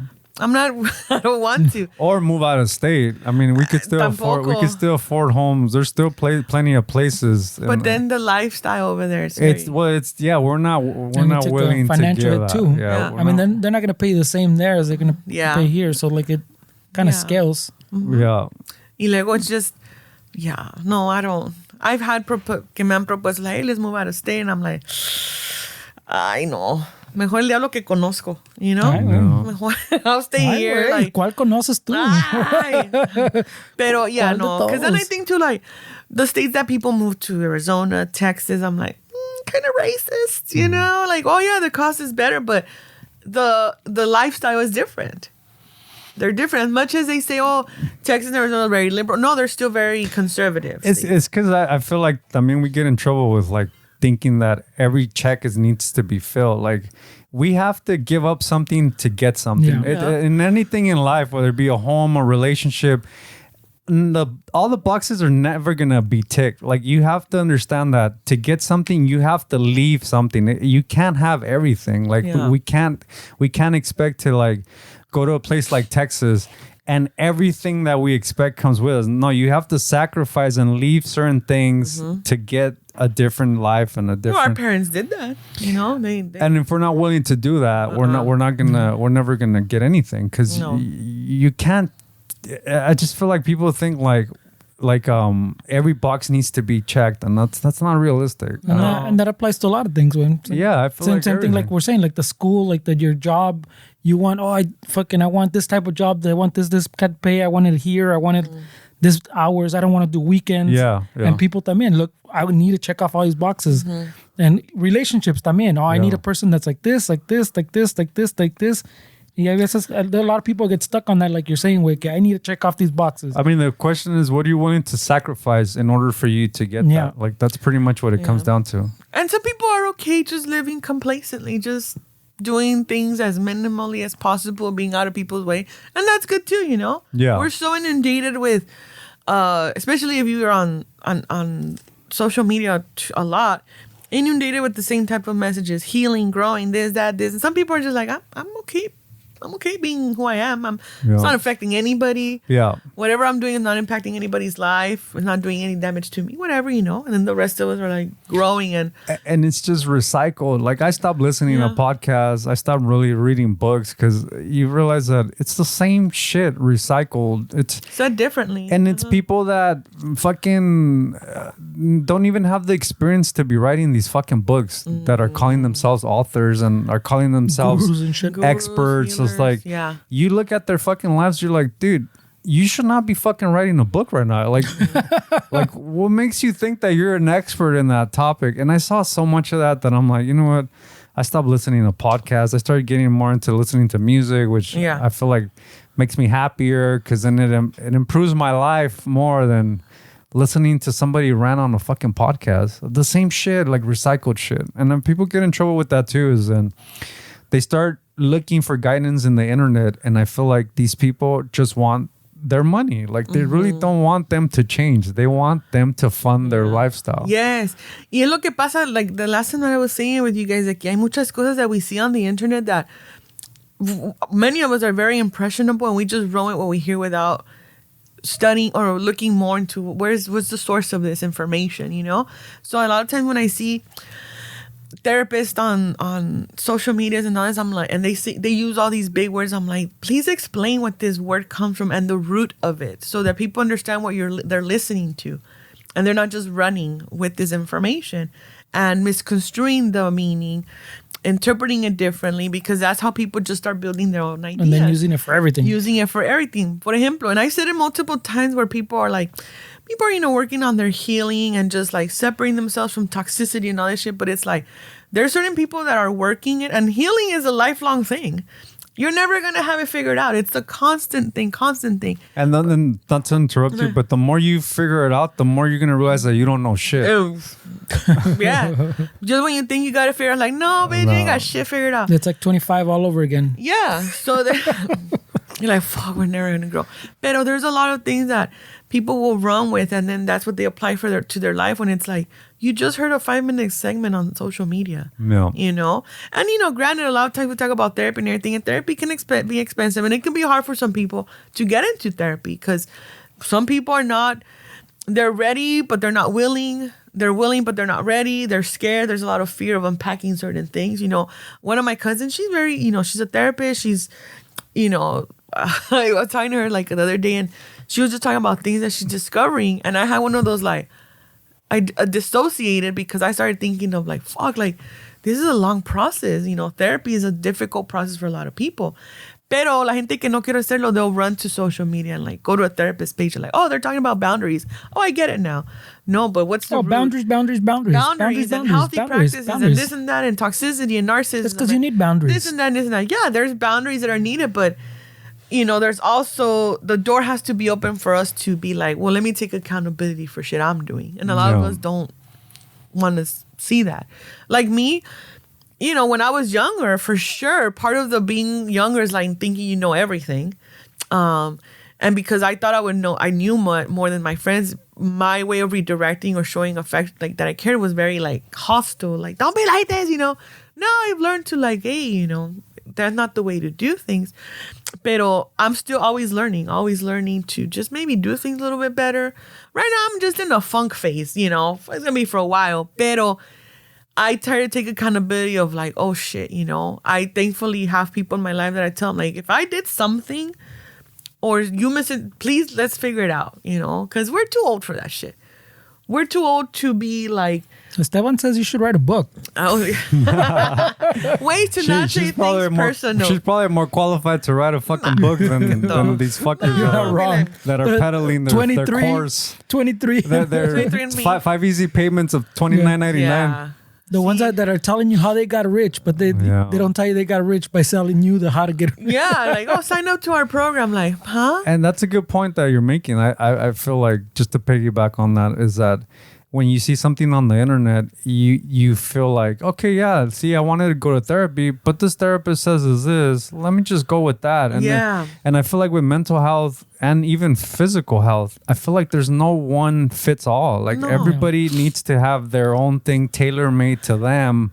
Their own experiences dictate the information that they need from. That's why it's important to go to a qualified therapist or somebody that's going to evaluate you. It's because they need to ask you questions to tailor the therapy to your specific needs. Just because something helped me doesn't mean it's going to help everybody. And I can't walk around saying that I know the solution just because I figured it out or it worked for me. That's not how it works. Like everybody's totally different. Yeah. Y es lo que pasa que a lot of times when it comes to the therapy world, it's like everything. People like will start researching a therapist, and sometimes they will find a therapist and they'll stick with that therapist even though it's not working for them, because we're afraid to say like, oh, it's not working for me, you know?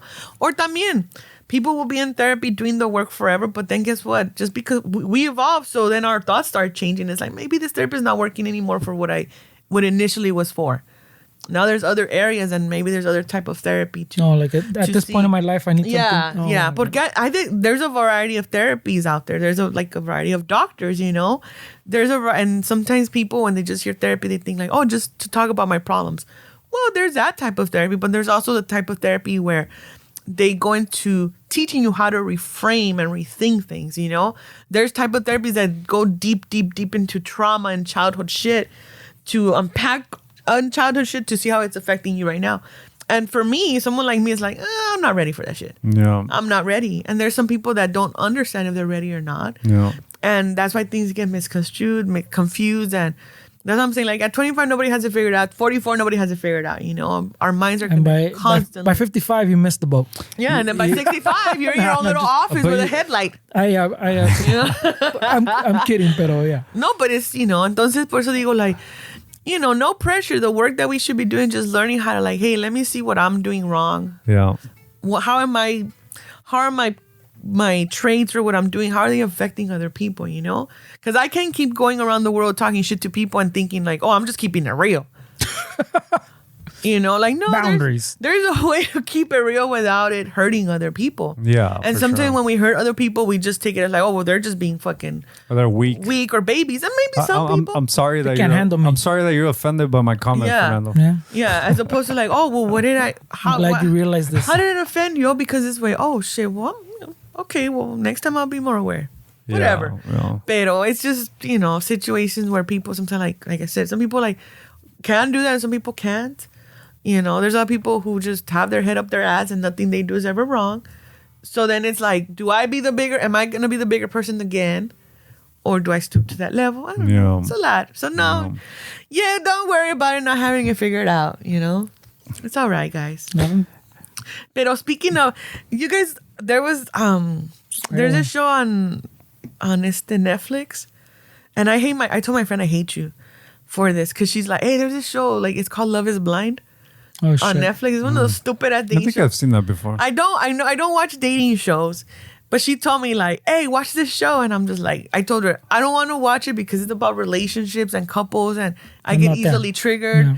You know, I'm not there. Yeah, I'm happy for people, but dating shows just do something to me. But I started, but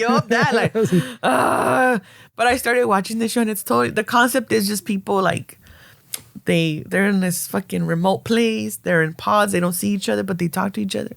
And then from there, couples get engaged and then they move in together to see if they're going to stay married. It's a fucking stupid ass show of just strangers falling in love, quote unquote, and then moving together.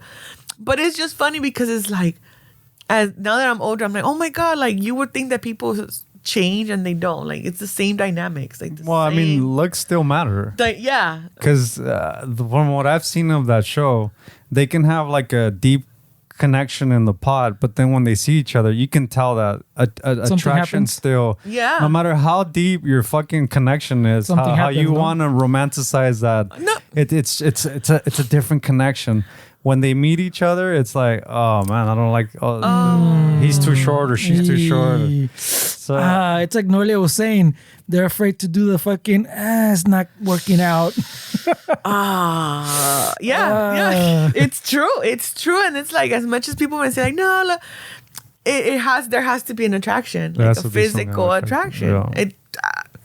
I mean, come at me. I don't know. Let's argue. Let's debate it. But it's true. Come at me, bro. It's true. Like in that show, I was like, this love is blind. Like, no, like people are gonna fucking have a fallout. You know? And not just that, because then there's a couple. That's why I'm like, fuck. I told my friend yesterday, I'm like, there's like a Brazil one. There's like a there's multiple Japan one. Oh, sí pegó entonces. It's a pretty big deal. Because I know the you know what shows are, you know what dating show your brother likes? Oh my god. The one donde están encuerados. Naked and Afraid? I don't know what it's a British one, no? Oh my Remember he brought it up. That's true. That's true. That's Que se true. echó toda una noche I watching. remember, yeah. He was probably measuring the blurry part. No, he was talking about the vatos chile. Por eso digo, like the blurry part. Like, No, they don't blur anything. No, it's just fuck. I hate dating shows, but this one. no, it's just. Wait, what channel is this on?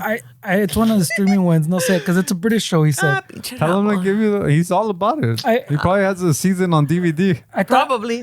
For a moment I thought it was the one you're saying, but then you said pods, and I like, no, this guy said it was like a box, and then like it. Like it slowly like reveals, like when it's they'll do the guys and there'll be like a girl one pues, and like the box slowly, like it's like a frosted thing, like it shows you like their legs, like Also, the bottom of the slowly legs. you start like yes. So every little segment, okay, is their legs, then their fucking, and then their chest, and then the last part is their face or whatever. Algo así. Wow. Pero your brother was just describing vatos And he chiles. watches it by himself, probably. It was at night. He said- Everybody's asleep. Like, let me go hang out with Stella. So síguele con tu love No, is but blind. it's just. I told my friend, like, look, I don't like to watch these shows because I get triggered. She's like, what do you mean? I'm like, well, it just shit bugs me, and then it just I get in my head, and then I'm all in my emotions right now, like, and I'm just like, todo me molesta. I'm either very hypersensitive, like, or I'm very like. There's no in between, right? Or maybe whatever. Pero so yeah, Now it's whatever. Pero She's the like, show, whatever. It's just little shit that was bothering me because there's this it's a couple. They're already living together. The guy goes out and stays out till 5 a.m. Oh shit. So the girlfriend, the fiance, is like, "Why were you out so late?" Turns out he met up with one of the other options. And they were The having ops? Yeah, the option, the op. Yeah, he made with the op because in the pods, when they were in the pods, segregated away. The guy was dating 2 girls. He picked one to be his fiance, but then There was a connection with. He kept his options yeah, open. he kept. But the thing was that the girl had messaged him like, "Hey, if you change your mind." Holy, and she knew that the other ones were. He was going with the other ones. Wait, Yeah. and all this is on the show? Yeah, it's on the show, so it's shit like that. It's Yeah. shit like that I'm watching. I'm like, It's gonna sound very this secretos like. fucking rata face hoe. Like, she messaged him knowing he's engaged, and she did. So it's shit like that I go into my mind, and I'm like, so I have to catch myself, like, stop getting mad, stop getting annoyed, stop getting It's this. TV. So it just reminds me, like, I'm not ready for the dating world. I'm like, I am not ready for this shit. No, you're just not anymore. ready for a game show dating world. Well, Yeah. no, pero también es It's cositas because then you start seeing, like, I was watching. They call it an experiment. It's Experiment. not real. It's not like a real scenario. But then the thing is that when I'm watching it, I was texting my friend. I'm like, dude, why does this guy sound like a lot?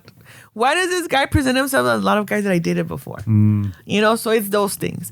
Pero that situation with that couple where he stayed out late till 5 a.m, he tells her, "Oh, well, I was having a conversation with your op about why it didn't work out." he said you're up. No, but I'm I'm saying, saying- yeah. I'm like, So for the Jesus, sake we're of cool. Oh, for shit, the you're sake of the cool, show, dude. hey, We're cool, Esteban. Oh shit! hey, Sorry, I didn't mean to ruin your. OPP, yeah, you know me. I didn't mean to ruin your. We're up on terminology, bro. I know. no, I'm my up with bad, the, my because bad. the guy had Riz.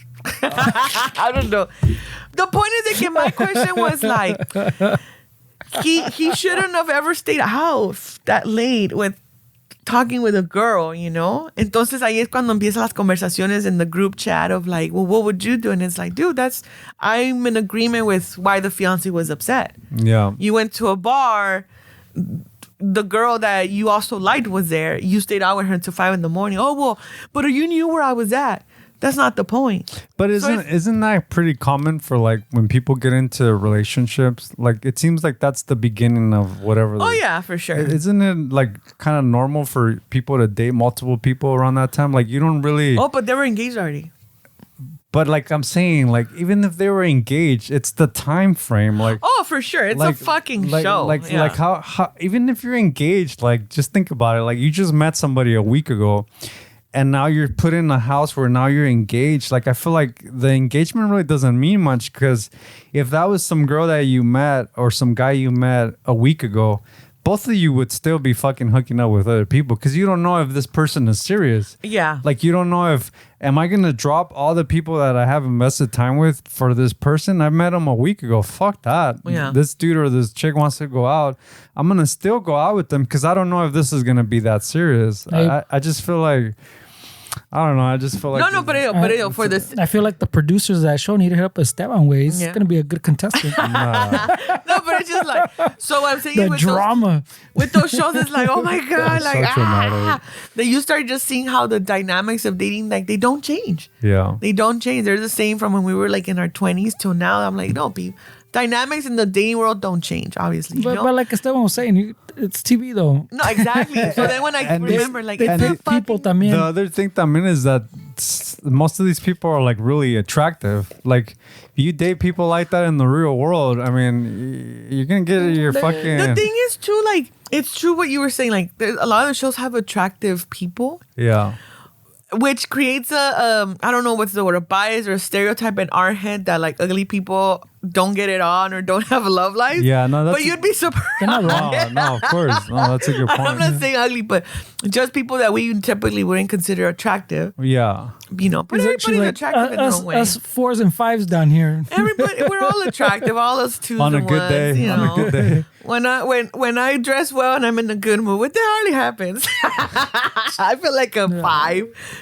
But yeah. once again, it's those like, let's put real looking people in these shows and see if love is really not blind. even like looking, like acting, like just like normal, like. Yeah. I just feel like sometimes it's not really mostly like the looks of it. It's mostly like the superficial mentality that these people bring that are added into the looks. Like they're just not people that I would associate with anywhere in my life. Like most of these people on these shows. Like I would never Oh fucking. no, right. But it's Well, kind of like what I'm saying. The producers know this way. Well, it's good TV way. That's what I'm Yeah. saying. So they choose these people on purpose and go, this drama is going to get good with this vato. Yeah. Oh, this drama is going to get con Yeah. esta. Like it's on purpose way. So they're selecting these people that they feel are going to give a good, like entertainment. Pues. Yeah. Or scripted reality. Yeah. So it's not scripted, but you already got like interviewed these people probably multiple times and go, esta se va a poner bueno con este. But what happened to the code word, like the male code and the woman code word? Which old? The code to like fucking not be a fucking dick and take somebody's chick or somebody's dude that You're trying to be on TV, bro. No, but it's not even TV way. This happens like she says. Oh. This happens like I feel like the code to like not fucking. The bro code, the girl code and guy code. Where is that now, dude? I mean, I Oh. feel like a lot of the times Because like, there's a sense of entitlement. Like, it's about me. I don't care about everybody else. I don't know. It's a good question because I've had those situations where like, where's the girl code here? Like, am I missing something? Like, should I still no practice existe girl ya? code? I mean, I'm not out for these things, so I don't know. I mean, my girlfriend tells me all the time, it's not that I don't trust you, I just don't trust certain Other women. women. But I'm like, what the fuck does that mean? I don't like, think that's changed, though, no? but that doesn't mean she's talking in circles. But Because like, what does she mean by that? but what I'm saying, she's talking in circles because if she trusted me, she trusts me that I don't let that line get blurred. So if she's saying, to me, it's confusing when she says, I don't trust you. It's just sometimes you don't see the way women talk to you. But then I'm like, well, then if you trust me, who gives a shit? Like, you know that I'm not going to let that line cross. Yeah, even if they're blurring the But to line, her- I'm not type of shit. But to your and for your girl, where is the line? Let's just where is the line? Because to you, the line might be somewhere. To her, it might be something else. No, yeah, no, for sure. But what I'm saying is like, I just feel like that statement, I trust you, is just sometimes I don't trust other women. I feel like maybe it's she's talking from experience because she knows how women think. I don't know how women think. Es que, I've said that before too. That's why. I've said like, I trust you. I just don't trust the bitches around you. And when I say that, is those type of women that, because there are women out there, guys. Once again, I'm breaking some shit down. Yeah. Like the Drake episode, apparently. I know. There's some women out there. And I don't Yum. know about men. I'm speaking from a female perspective where I've seen it de que hay mujeres que les gusta to go for guys that are already settled or have a girlfriend because Taking it's them. a challenge for them. But is it a But challenge? it's not a challenge. It's because I feel like it's not a challenge. It's a like a It's a I don't know what's the challenge, word.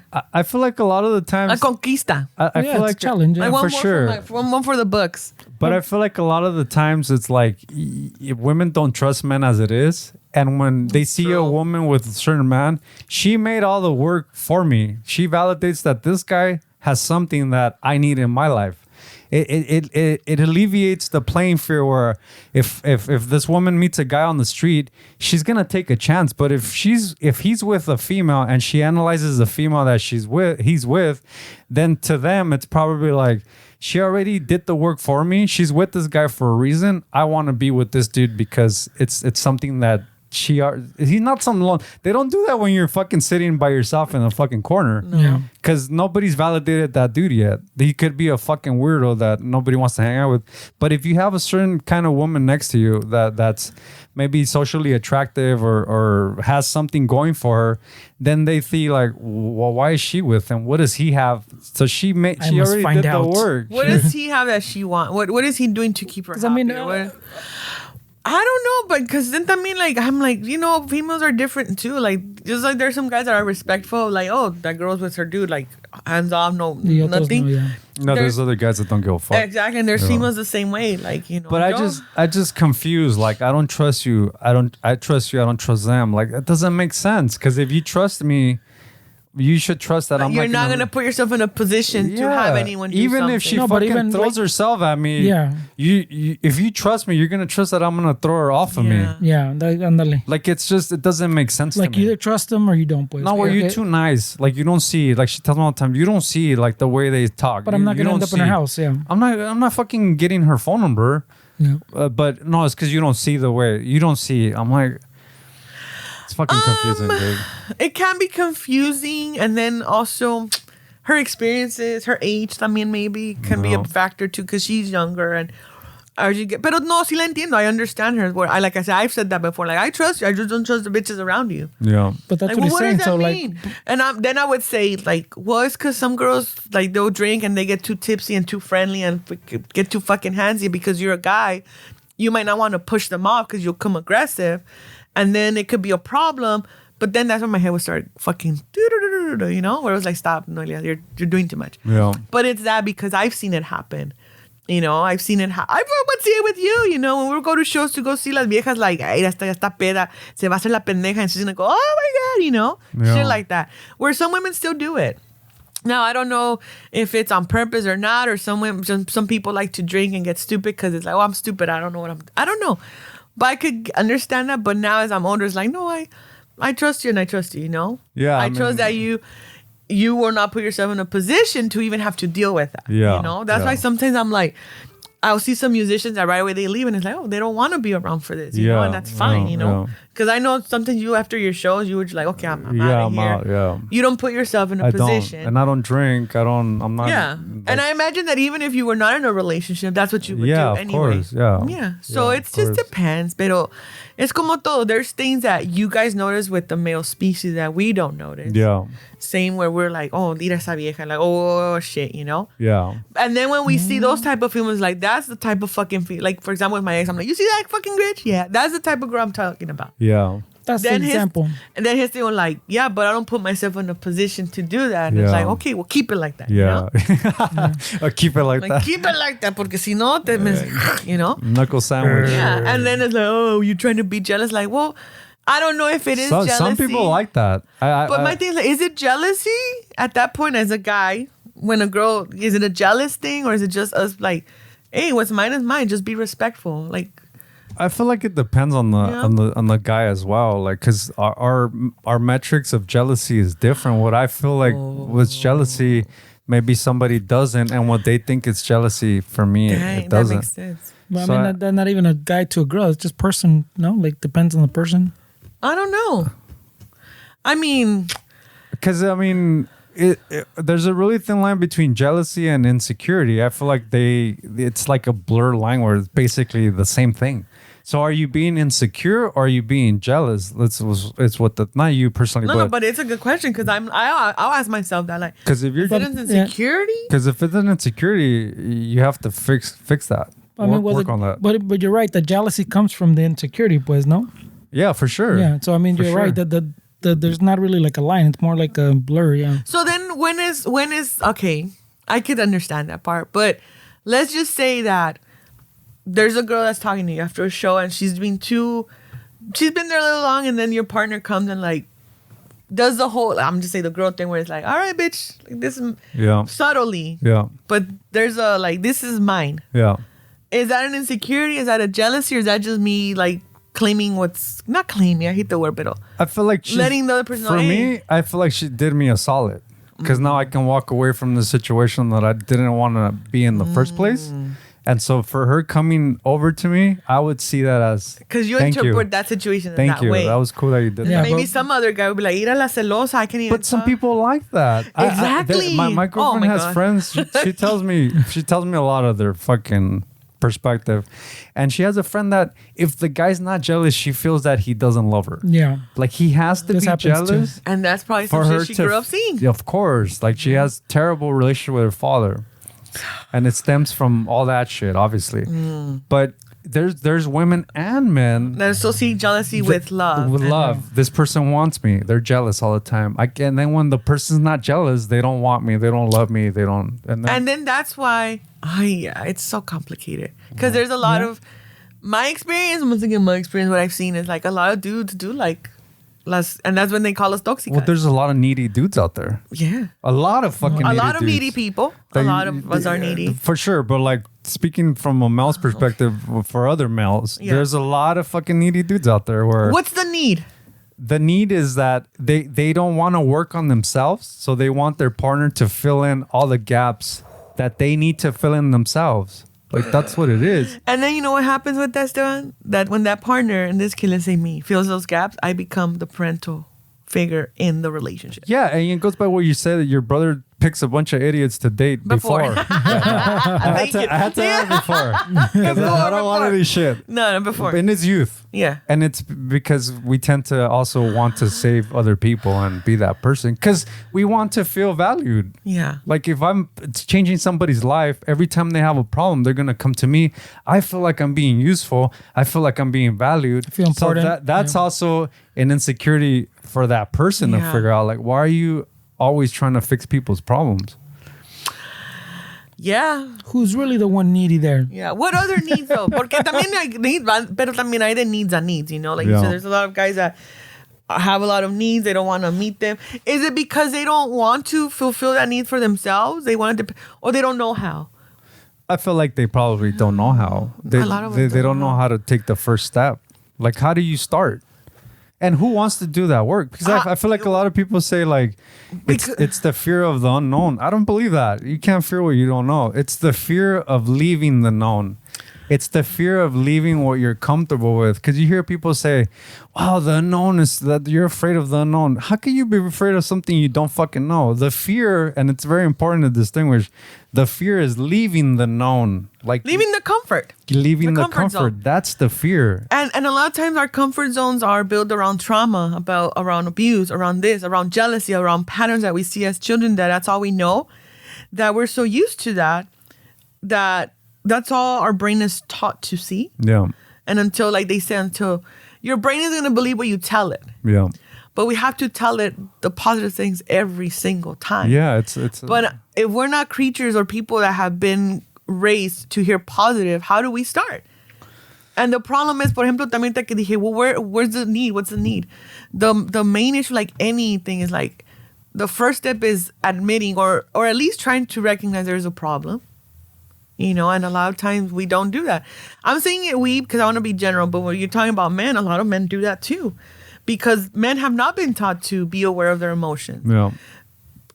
Since little, don't cry, don't do this, men don't do that, boys don't do that, boys don't do this, and whatever. So I'm sure that you guys grow up with these different ideas. That's why I tell people, I love men, but I hate them too. Yeah. You know? Well, yeah, I hate certain women as well. But I love women too, you know? I can't be without them. Exactly. But just in general, it's just like, dude, all of us are going through these things, but it's like, how do we have these conversations, you know? But it's really, like, one of the things that I would hear when I went to Mexico is like, I was, once again, the tias just making their comment like, oh, find yourself an older man. In my head, I'm like, they're just as bad as the young ones. Because they're more stuck in their ways. But the funny part about that comment is that they would tell you that in your 20s. So the older guy is your age right now. Yeah, look. Or what, you want me to go for a 65-year-old with a fucking lamp in their head? When you're 65, they're going to say go for an older. 90? No. You know, so, Yeah. but it's like. With the lamp over Yeah. there. I got his number if you want. Because, you know, it seems like I'm used to dating weirdos and shit. Now that You'll fix your TV? It's funny because now that I look back and, you know, conversations with friends and whatnots, and I'm like, I'm sure I've dated a few men that are on the spectrum. Yeah. And I always just thought they were weird, and weird attracts weird. So I'm weird in some things and I attract weird, but I'm like, I really feel like I've dated a lot of guys that were on the spectrum. They had limited social skills, wanted to do the same thing, very like not able to navigate things. Like, yeah, they were smart dudes and everything, but there was a lot of things that like socially they were not able to do, or just a lot of things that I'm like, whatever. But that what you're saying now was just like, because you said it, because you're a guy, we've known each other for a long time. We've known each other in our dating lives, our single lives. But it's like, dude, that's true. Like, a lot of men have needs that they don't know how to meet themselves, so they depend on someone else. Yeah. And that's where the pressure comes in, because it's like, dude, I don't want to have to be that person that fulfills those needs. We should be working together. And I feel like we live life the same way for years and years and years, that it becomes a point where you forget what was life before. Like, how would you know you have a problem with that's all that you know, though? Like if you're living your life the same way, and like you're doing little things that somebody from the outside notices, how do you expect for that person to know there's a problem when that's all that they know? And nobody's ever told them, or maybe it's never caused a problem. Yeah. You know, because you could be a drinker, but if it's not causing a problem at your job or with your family, like, I don't know if there's a proper word, but you're a drinker, everything's okay. Like, you as a drinker don't see that. Like, it's causing a problem. Yeah.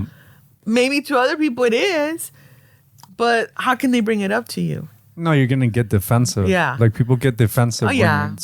At some point, you just have to hope that they figure it out. But I feel like if you're dating somebody, I mean, it's really important to like each one work. I mean, you know this, dude. Yeah. How important is it for the each person in the relationship to have done their own work and bring that into the relationship? But a lot of times we depend on the opposite part or your partner to fill in those gaps. Yeah. That it's your job, not you personally, but I'm saying it's your job to fill those gaps. Yeah. And that's too much pressure on a partner that has their own shit already that they need to figure out, and you want them to figure out your shit. Like, that's crazy. Or when you got two people that are working on their own things, but then they come together and they feel like, okay, we already found each other, we need to work on anything more, and then shit. They complete me. Yeah, no, that's a cringy fucking statement. Yeah, they complete me. Yeah, it is cringy. Like, nobody fucking completes you, dude. No. Like, what do you mean? Well, what happens when he's gone or she's gone? Well, you're not a complete human. You're not. Anymore? And it's till the next fucking high. Yeah. Till the next hit is when you're gonna be completed. And the next hit could be anything: a drug, food, habits, and it could be anything. 100%. Yeah, you know. Yeah. But and then it goes back to también also understanding, not just that shit that you were talking about, the fulfilling needs, but then it comes to, like, I'm sure, like, we've talked about it, like those love languages, you know? Yeah, like or your brother brought it up a few weeks ago. Okay, yeah, where we just run with the aspect of like, oh, I only function on these two love languages. And it's like, no, it's all those love languages are a whole, you know? Just some of them are stand out more than the others, you know?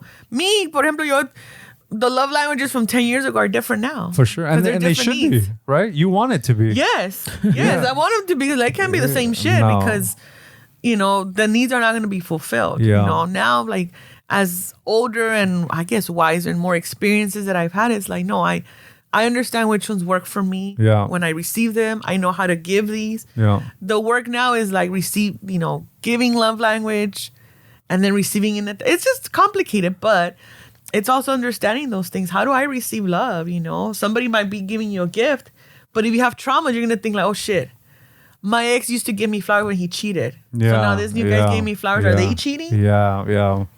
That's true. Yeah. O sea, es un desmadre. No se desilusionen, niños. No se desilusionen. But you know what, dude? Like, don't get downer conversation. You got your whole life ahead of you. You got your whole life ahead of you. no, dude, but I feel like it's a positive thing. Like, you have so much self-awareness. Like, even if, like, the relationships didn't work out, you have a lot of self-awareness of what needs to be done. And a lot of people can never say that. They'll never say that in their life. Yeah. Where they know exactly what needs to be. You know exactly what needs to be done. Yeah.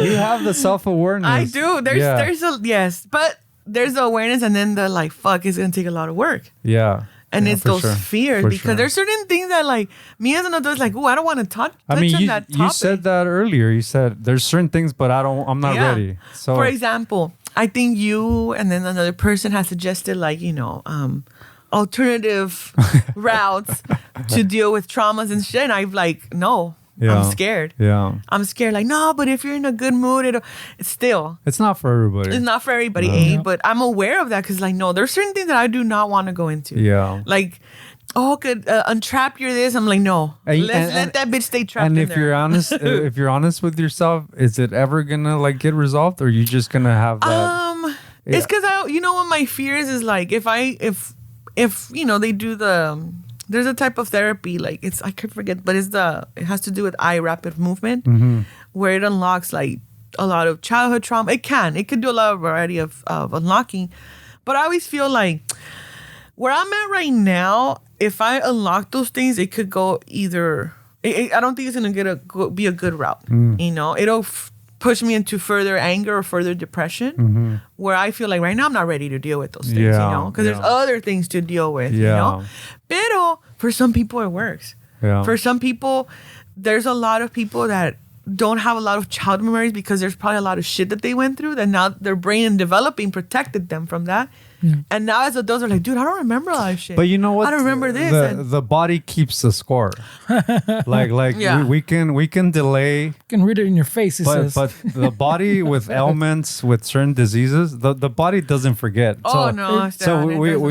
can't really think. We're a computer. We can't remember shit. We can't really think that like it works and like I don't have to figure it out because the body always keeps the score. Yeah. Like it's just because you can't remember doesn't mean that it's not affecting something. It's not affecting something. Por eso. También sorry to interrupt you, but is that another ballesteros trait? Like you're like, that's a problem for future Noelia? Because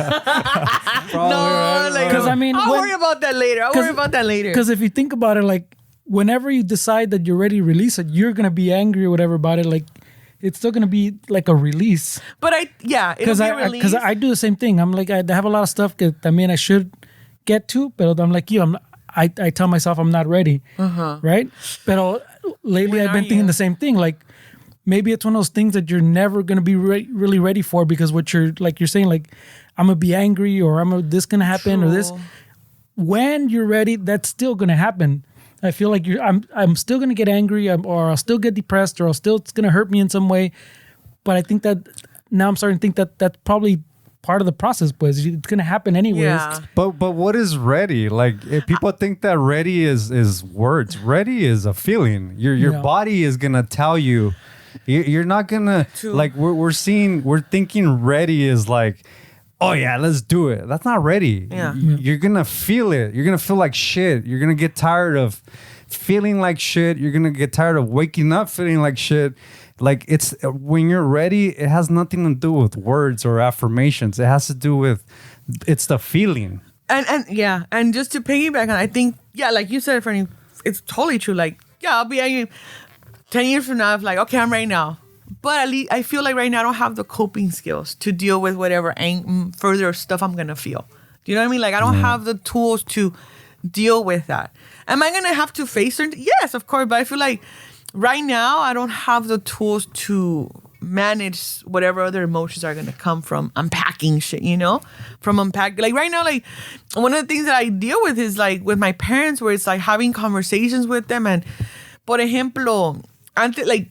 It's not even to like, I'm stooping at anybody's level, but it's like, before I would just once again, like, Noelia, just don't say shit. But now I'm like I'll tell my mom what I feel, and I tell like, this is how I'm feeling now. It's gonna change an hour, I'll feel better about it, but this is where I'm coming from, you know? Like, I have those conversations with them. But then there's things that I'm like, I'm not going to touch on it because I know what it's going to do to me. And I know it's going to affect me for the rest of the night. And I don't want to deal with that. No, I mean, I understand and that. entonces digo, hay ciertas cosas que I'm like, all right, I'm ready to hear. Like, for example, when it comes to health, it's like, fuck, I got to go take some blood out so they could measure this. And I'm like, I don't want to go right now. I don't want to hear it. Yeah. But eventually it's like, okay, I'm going to have to go buckle up and be like, all right, the doctor's probably going to have to tell me like, okay, you can't be drinking, doing this or doing that, whatever. You know? Like you mentioned, you're talking about the thing that you're not ready as an isolated thing that you're dealing with this right now, and that can wait. But have you thought about it also being like related? Like that could be the core of what you're trying to like deal with, because a separation is not really. I feel like everything comes down to like whatever, and not to make. And I'm sorry if I'm making assumptions. No. But for the most part, from like what we tend to say, I'm not ready, is exactly the core of what we're trying to figure out. Another giant circle. So we're seeing it as something separate, but as a friend and somebody from the outside, I feel like it's the core of what you're saying you're focusing on. I mean, I have no idea what it is, and I don't want to ask that. No, you're fine, But I don't know. I just feel like... No, it's true. Like, that's probably the core, and it's going to just keep circling. It's a circle, yeah. But también it goes back to, like, in the beginning, what we were saying about the checklist. I think it's kind of the same thing, because I'm thinking about, like, from también my point of view, that we want, like, the checklist. Oh, I don't have the tools. I haven't checked that box. That oh, makes sense. my body hasn't told me I'm ready. My mind hasn't told me I'm ready. And we're trying to fill in all those check boxes again. And like we're saying, maybe we have to compromise and say, okay, maybe I don't have the tools, but am I going to wait another 15 years to handle it? Or should I just do it now and use that time to figure out those tools? Yeah. And then it's like, once again, like you say, where do we start? Like, how do you know where to start? Where do you start? Yeah. And that's one of the reasons to like, where do I even start? Like, I don't know where to start, because wherever I start, it's like, you know, like wherever I start, like let's just say if I was to go to a therapist, like, well, why are you here? Do you have time? Do you have time? Yeah, you pay me by the hour. So I don't know. all the time I got all the time. I think I'm here for this, but I might be for another thing. Like, let's figure it out. But it's not like if you're starting to go to therapy, it's not like with one session. For like, sure. It's like that's gonna take years sometimes. So let's not Y ese es el pedo. Let's not think that in 1 And that's hour. the fucking pedo. Oh, my problems are gonna get solved for $150 for that 1 hour. And that's the pedo right there, that we want it now. And because unconsciously I'm aware, like, it's not gonna happen over. I mean, I tell this to the people that I work with, families that I work with. It's not an overnight process, blah blah blah blah blah. But then I tell them, it's not an overnight process. Where is this urge to rush through the process coming from? Yeah. You know, and because I know, I'm like, I wanted to figure it out now. I know that. Welcome to being a human. I know. Because we're all like that. So that's why, and then it goes to that instead, which is a perfect point where it's like, is it just me going through this shit? Is anybody else going through this? Yeah. Like, where we gaslight ourselves, or we're thinking like, am I crazy? Is it normal to be going through this shit? Is it normal to have many things and not figuring out which way to start? The body keeps the score for definitely. Like, I feel it. Yeah. I didn't realize that having lower back pains has to do associated with certain things. For sure. That this body part is yes. I'm like, why didn't anybody teach us this shit? And then once again, it's because they didn't know it. Exactly. Like, it's not that reminding myself is like, they didn't teach us because they didn't know this shit. Yeah. No. And now as adults, we have to be okay with the fact that our parents didn't know shit. Yeah. And we don't have to, but consciously make the decision to be like, I don't like the way my parents raised me, or the words that they said to me, how they impacted me, but they didn't know any better. They were trying their best. But then in that, they're also like, fuck, but they should have known better. Now I'm the one dealing with this. Yeah. But I mean, their job was to keep us alive, and it worked. We're here talking shit in our 40s. Yeah. So they kept us alive. They kept us alive. Yeah. Now it's our responsibility if we were to have kids, to keep them alive, but also raise them to be, whoa, man. I mean, look. Whoa. Keep them alive is baseline. But like to get back to like this is a salson. To get back to like, it's not the time, right? Like most of our traumas that we go through happen when we were kids, right? So it hasn't been the time the last 30 years. And So what makes us think that it's going to be the time in the 10 next years, 10, yeah. 15? It hasn't been the time for at least 30 fucking years. That's what I was saying earlier. Okay, like we keep saying that, but I think it's like you're kicking the can down the road because the process is going to be the same. And you know what? No, I don't mean to pick on you. I just think that it's important. Like I'm sure there's somebody listening to this, and I have shit that I need You're to not picking on me. We're friends. It's yeah, your no, job. but I don't want to seem like it's just like we're just focusing on the stuff that you have to go through. Because guess what? We all also. But it's good because, I mean, I always feel like, I'll talk about stuff and everything. And then things start to come up where it's like, you're right. We're all going through some shit, you know? And it's funny because people say like I was talking to my girlfriend the other day and she was like, yeah, the internet's so fucking divided. Like, and I was thinking about that. I was like, people say like, well, I go here every day and there's nothing happening. But I'm like, the division is here. When's the last time you talked to a random person at the fucking store or had a random conversation? That's the division in the internet is more fucking out in the open, but the division in society is there. You're not talking to, if some person has a certain ethnicity or a certain this, you're not talking to them. Mm-hmm. You're not talking to this person here. When's the last time I had a random conversation at a store? I can't even remember. Mm-hmm. So the division is still here. I mean, I just feel like... Dude, I wear my mask still sometimes because to me, I wear the mask and that to let people know, don't talk to me. Don't approach me. Oh. Don't approach me. Oh, is that what you call it? My mask? Like, don't look at, like, that's my look. Like, if I want to go somewhere, I'll put my mask on. Like, my face mask. My mask. My fucking Is it the Michael Myers mask? Eso es para otras cosas, Esteban. Oh, shit. No, but like, I'm like, oh my God, I don't want to go in this. But then I think like, no, I tell myself like, I shouldn't do that. Like, because then I think like, what if someone needs help with something? What I always think viejitas. Yeah. I think my parents, I always think like, what if somebody needs, just a person that doesn't speak the language or like, I don't want to be unapproachable if they need help, you know? So I'll just like find a way to like make that contact. They'll be like, ay, güey, viene la enferma. No me quiero enfermar. But it's mostly that. But now I'm like, but it's true. Like the last time I had a conversation with a stranger, I don't even... It's been a while. It's been a while. And then you kind of feel like, wait, what does this person want? Yes. Yes. Or when it's like younger people, I'm like, are they recording? Are they like, what are they doing? Like, yeah, seriously. Oh, ma'am, can you buy us some chocolates? I'm like, are you recording this? No. Yeah. Like, well, where are the chocolates for? Yeah. Oh, for this organization. Well, where's your supervisor? Yeah, seriously. Who's the adult responsible? Seriously, yeah. You know? You mean the trans outside the store? Yeah, like, did you get these at Costco? You know? It's a fundraiser. We've talked about that shit too, the pinche tranzas, güey. Sí, but yes, it's true. Like, we don't make ourselves approachable because, I mean, it's like, dude, like, is this person's intentions toward me, are they good? Plus, we're always kind of on the go. Yeah, we're in a society. Dude, just the fact there's stores now, like the self-checkout. I think the Amazon stores that they don't even have people in there. Yeah, and I've never been in one. Me either, and I'm scared because I'm like, I'm going to like it. I know, seriously. I'm gonna like it. Yeah, I'm like, I'm going to like it. Part of it too is that, like, por ejemplo, cuando voy a la tienda, I'm like, of course, it's an age thing too, where I'm like, I'd rather go early in the morning when nobody's there, yeah. or late in the evening when nobody's there. Hours. Yeah. Or late evening hours, like when nobody's there. When senior citizens are asleep. Yeah, and everybody's asleep. Yeah. Pero it's like, is this a COVID thing, post-COVID, or is this an age thing? Yeah, that's a good question, You know? for sure, yeah.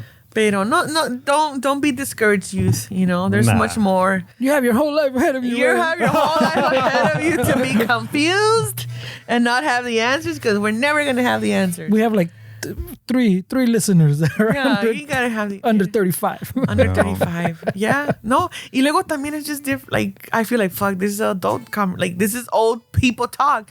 Where it's like, nah, la juventud no es igual.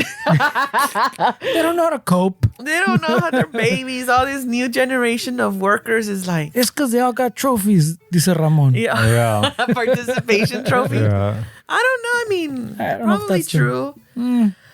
I don't know. I'm just like... I always say, where did we go wrong? I'm like, fuck that, I didn't do nothing wrong. No. I didn't have to do nothing wrong. They pulled the rug out of us, dude. I mean, we're like Esteban says, we're alive. Yeah. Did we go wrong? That's true. No, we're alive, yeah. I'm like, oh, I didn't become a statistic. Not everybody can say that, bro. That's Yeah, true. I kind of feel guilty at this age, like shitting on my childhood, because that's a reflection of my parents. Like, I feel like it's a really thin line, like, for me complaining about what I went through as a kid. I feel like I'm, in a way, not directly, but I'm critiquing like my parents' parenting skills, and I want to be really careful when I talk about my childhood, because they did the best that they could with what they had. You know?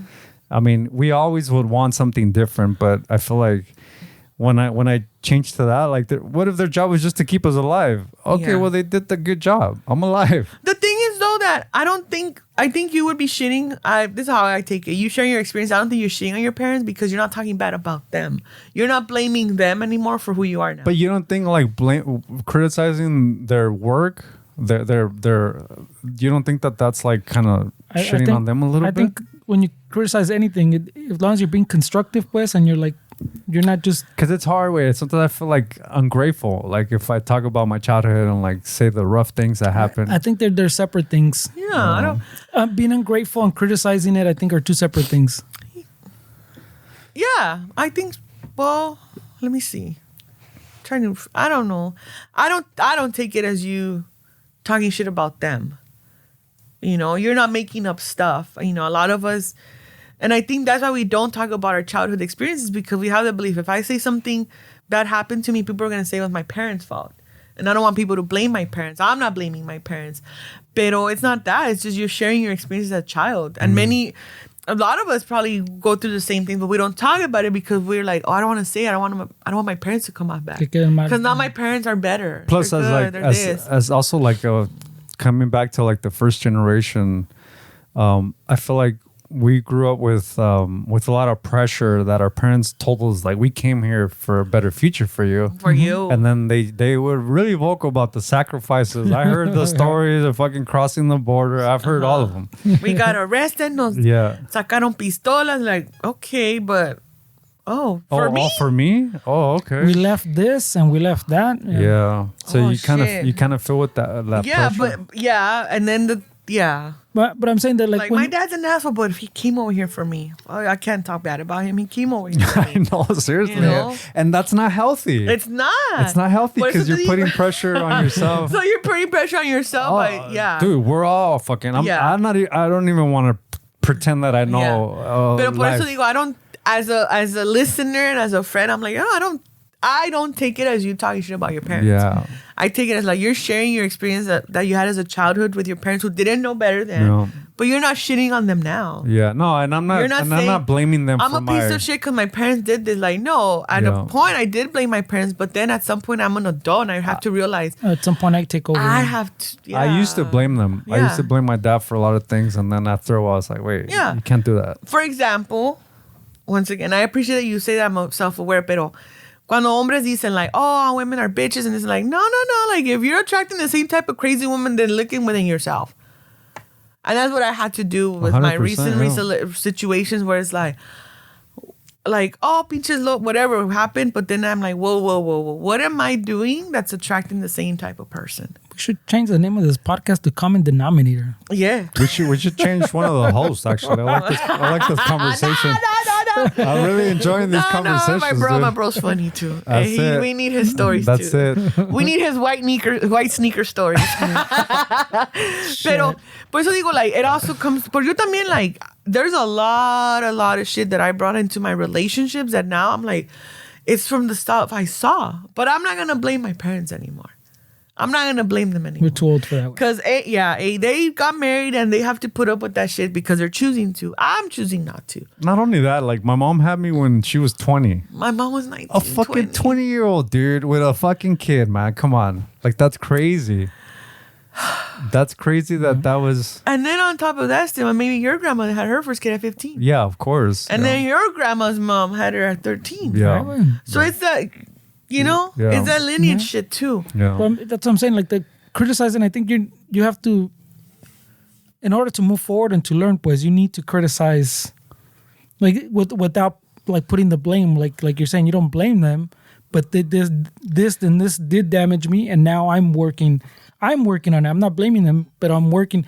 But without you criticizing, you might not get there because you're like, oh, well, they fucked up. Yeah. They fucked up, and you might not ever leave that thinking they fucked up. Because of the guilt that we were grow up with, like, no, you honor your father and your mother. Yeah. Despite whatever. But no, and that's the beautiful part too of us going through these transitions. Like, realize like, no, I'm not talking shit about my parents. They do a shitty job, yes. Are they shitty people? No. They themselves are, some of them are, like my mom, when I have these conversations, she'll be like, whoa, I didn't see it that way. Yeah. And I tell her like, you didn't see it that way, but we're talking about it now. I'm not mad at you. We're just having these conversations. Yeah. So we learn from each other, you know? Yeah. So that's what I'm saying. It's good. It's fine to criticize as long as you do it from the right place. No, because mi mamá me like, no, es que no. I'm like, stop. And that type of debate, argument, sí se convierte in, it does become a criticism, but then it's like, no, like even though she's my mom, we're still grown adults. Let's have a conversation like grown adults. So thankfully she's more open-minded. Pero por eso digo like, no, I don't take it as you shitting on your parents. It's just, this is how we were raised. But then when we take accountability, like, I can't keep blaming my parents for the shitty mistakes I make now. Yeah, and a lot of people do. Yeah. Now you're a grown-ass person. Like, at some point, when do you have to take responsibility. Yeah. And because other than that, it's like, and really being genuine with that. Being genuine with your accountability. Like, porque hay una gente que dice, okay, I'm the problem. No. But do you understand how? Yeah. How? Why? Don't just say it to say it. You know, por ejemplo, yo like, once again, like maybe superficial, like what am I doing to keep attracting these people, these type of men? But then later it's like, no, what am I really doing? I think that what energy am I putting out there? What is? I think the one you Sounds like said you're right wearing a now, like mask. I'm the problem. I think that's an interesting one because I feel like a lot of parents, without them realizing, when you're a kid, they make you feel bad when they're upset because of you. So like they put in your brain that when they're upset, it's your fault. You made them upset. So what happens when you grow up as an adult and you get into a relationship, if your partner is upset, you feel like you did something wrong. And you got to fix it. And it's your fault. And then now you have to fix it. And that gets us into a lot of trouble. Now, mind you, there are certain things that we could do that does hurt the other person, whatever. But in situations like this, when you did something unaware, like, oh shit, I didn't know that you didn't like the fucking chair put like that. And you're going to cry about it like, oh, all right, I'll be mindful, but this is now your responsibility how you react. Yeah, and then things like that are simple. But simple. That could be a huge fucking argument. Yeah. Like I can see that being like, But then then you realize like, oh, there's something else. There's a fucking underlying situation that's gonna take 3 hours for us to figure it out. Yeah, for Not sure. 3 hours. 3 hours. Maybe a lifetime. A whole night. 3 fights and a month later, like, oh, you're right. I thought you forgot about that shit. They bring it up fucking. No, it's rough. It's rough, yeah. It's rough. So then it's like taking into consideration, like, why is that other person overreacting so much? For example, I know we're all like, one of the things my ex would tell me is like, you always brush it under the fucking carpet. And I would tell him like, no, I'm not brushing shit. I'm putting it aside for us to talk about it later. Because right now I'm pissed off. Yeah. And if I say shit now, it's going to come out wrong. And it would come out wrong. Yeah. Because then this is where I take accountability. I would feel pushed up against the wall where then I'm like, "Rah!" And then I was like, see, I fucking told you. I told you not to push me against the wall. Because then she was going to come out wrong. Now you're fucking crying. I fucking told you. Jesus Christ. Dude. Wait. Now we're getting somewhere. Hold Holy on. shit, dude. Deja ajustarme. Noelia? Where it was like, Noelia? Para eso estamos aquí. I told you to not fucking do Holy it. shit. I told you to let me push it up, put it aside. I'm so glad our relationship is a friendship relationship. You would fucking tear me down. Listen, but I told you. It's like that Bill Burr joke. Somehow the women always get to the, you little dick motherfucker. Yeah. Well, You go for that's the when we're really pissed. That's when we're really pissed off.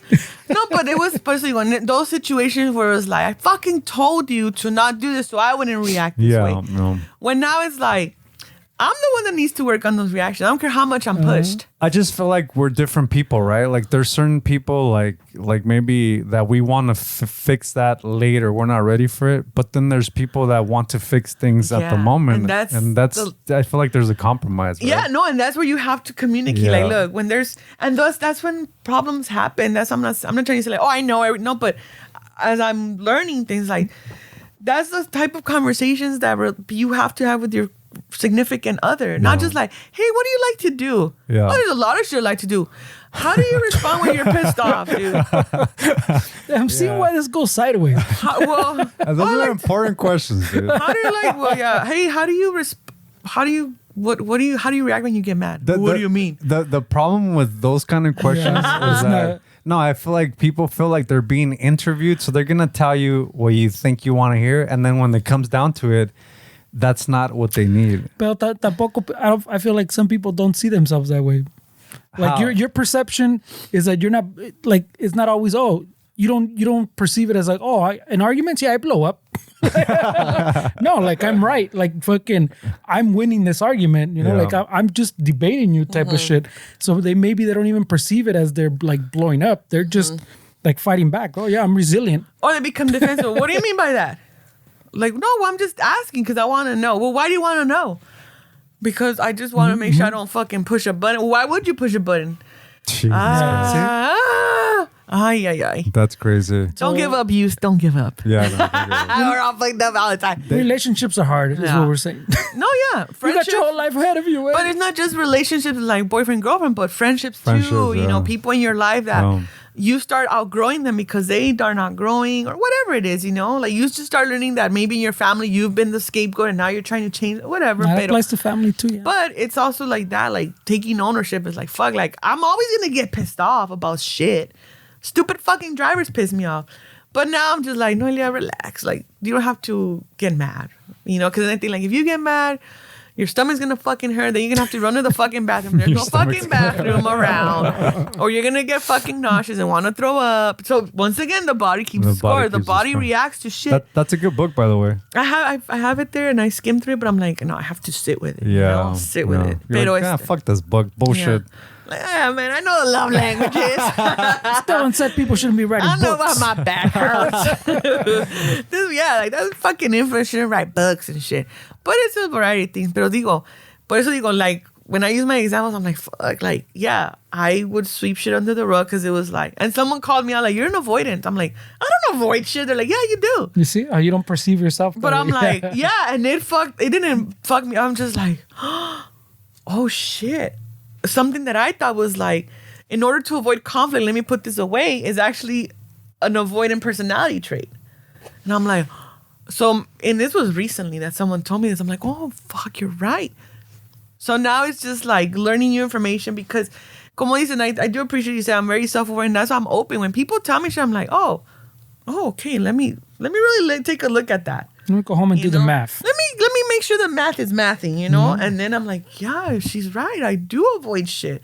I don't avoid it to never talk about it, but I avoid it because I'm I'm trying to figure out like how to react to certain situations, certain conversations, I could be impulsive and reactive or defensive, and now I'm learning to and it's evolving door. I'm always trying to learn to be better. Yeah, no. And one of those is just learning to listen and take in the information. But then the challenge with that is that then the ADD starts kicking in, and then it's in me nota. Like people can start telling like, oh, this bitch is drifting away. Because my ADD starts taking me and like, fuck, they're right. What other places have I done this shit at? Yada, yada, yada, yada, yada, yada. The ADD is self-diagnosed or it's? Yeah. I've made an appointment and my doctor keeps giving me the runaround. And I'm just like, no, but I'm noticing these things, so I'm just trying to make sure. Oh, okay. But either way, even it is an attention deficit.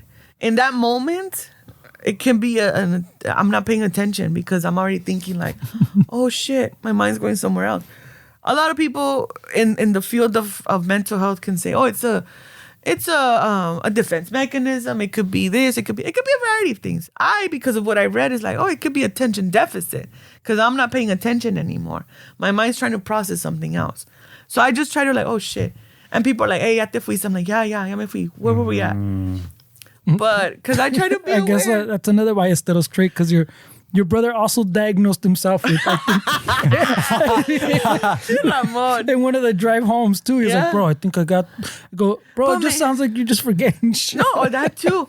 Pero por eso también, because I read stuff, I'll ask stuff. I'll ask my friends, female friends that are in my age, or like, hey, bitch, do you start noticing this? It could also be premenopause symptoms. Ah, cabrón. O sea, hay muchas the cosas. drifting off? Could be? Yeah, Really? like the having brain fog. Like what the fuck? O sea, yeah. So there's a lot of different traits.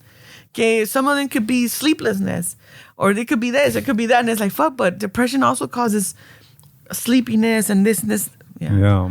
But it's always very difficult to diagnose things. You have to go to a professional. Yeah. Yeah, like the self-diagnosis vague. MedMD. Are you losing sleep? Yeah. Do you lose a sense of attention? Yes. ADD. Fuck yeah. Yeah. ADD. No. Yeah.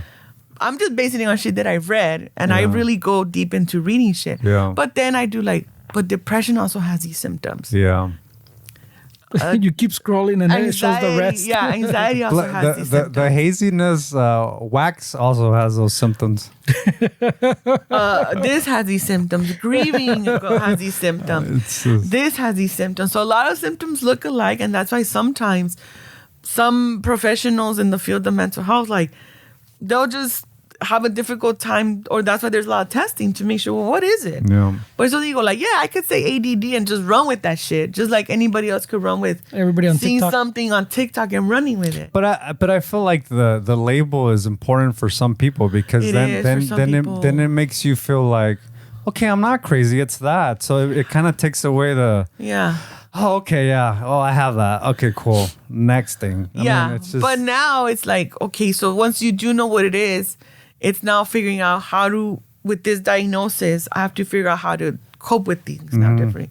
Por ejemplo, que te digan, oh, you're diabetic. All right, I'm diabetic. Okay, no, but now you need to make changes in your Your eating diet, yeah. habits, your lifestyle, blah, blah, blah, blah, to see the progress and to start working. And then there's people that just want a diagnosis to know that they have something, or just to be like, okay, now that I know it's this, let's what do tackle I it, need? right? Yeah. Let's tackle it. Let's Yeah. figure it out. And then in figuring it out is reminding ourselves to be patient with the process. And Yeah, because I mean, it took years to like, if that's what it is, I feel like some elements that we have, it took years to develop. So it's probably going to take years to fix Yeah. as well, you know? yeah, because in the past we were all put in the same box. Yeah. Like, I read stuff and everything. And they do, like, there was a statistic. And once again, statistics are just based on certain people, you know? Like, they only take a group of people and they'll test them. They don't take the entire population. But there was a study that said that 40% of people between the age of 35 and 45 are being diagnosed with autism or ADHD. I mean, I obviously it's an online test. I don't Yeah. know, but I took the autistic test, and I autism, or I supposedly scored under the spectrum of it. I mean, it doesn't do anything to me because I don't know. I'm not gonna I don't know what that means. Yeah. Like, cause like you said, these things are just thrown so loosely at Yeah. things, and it's like, oh, And then it depends who it lands on, whose hands it lands on. are you opposed to like medication for certain things? Like For certain things, when I it comes to am. like the mental health stuff.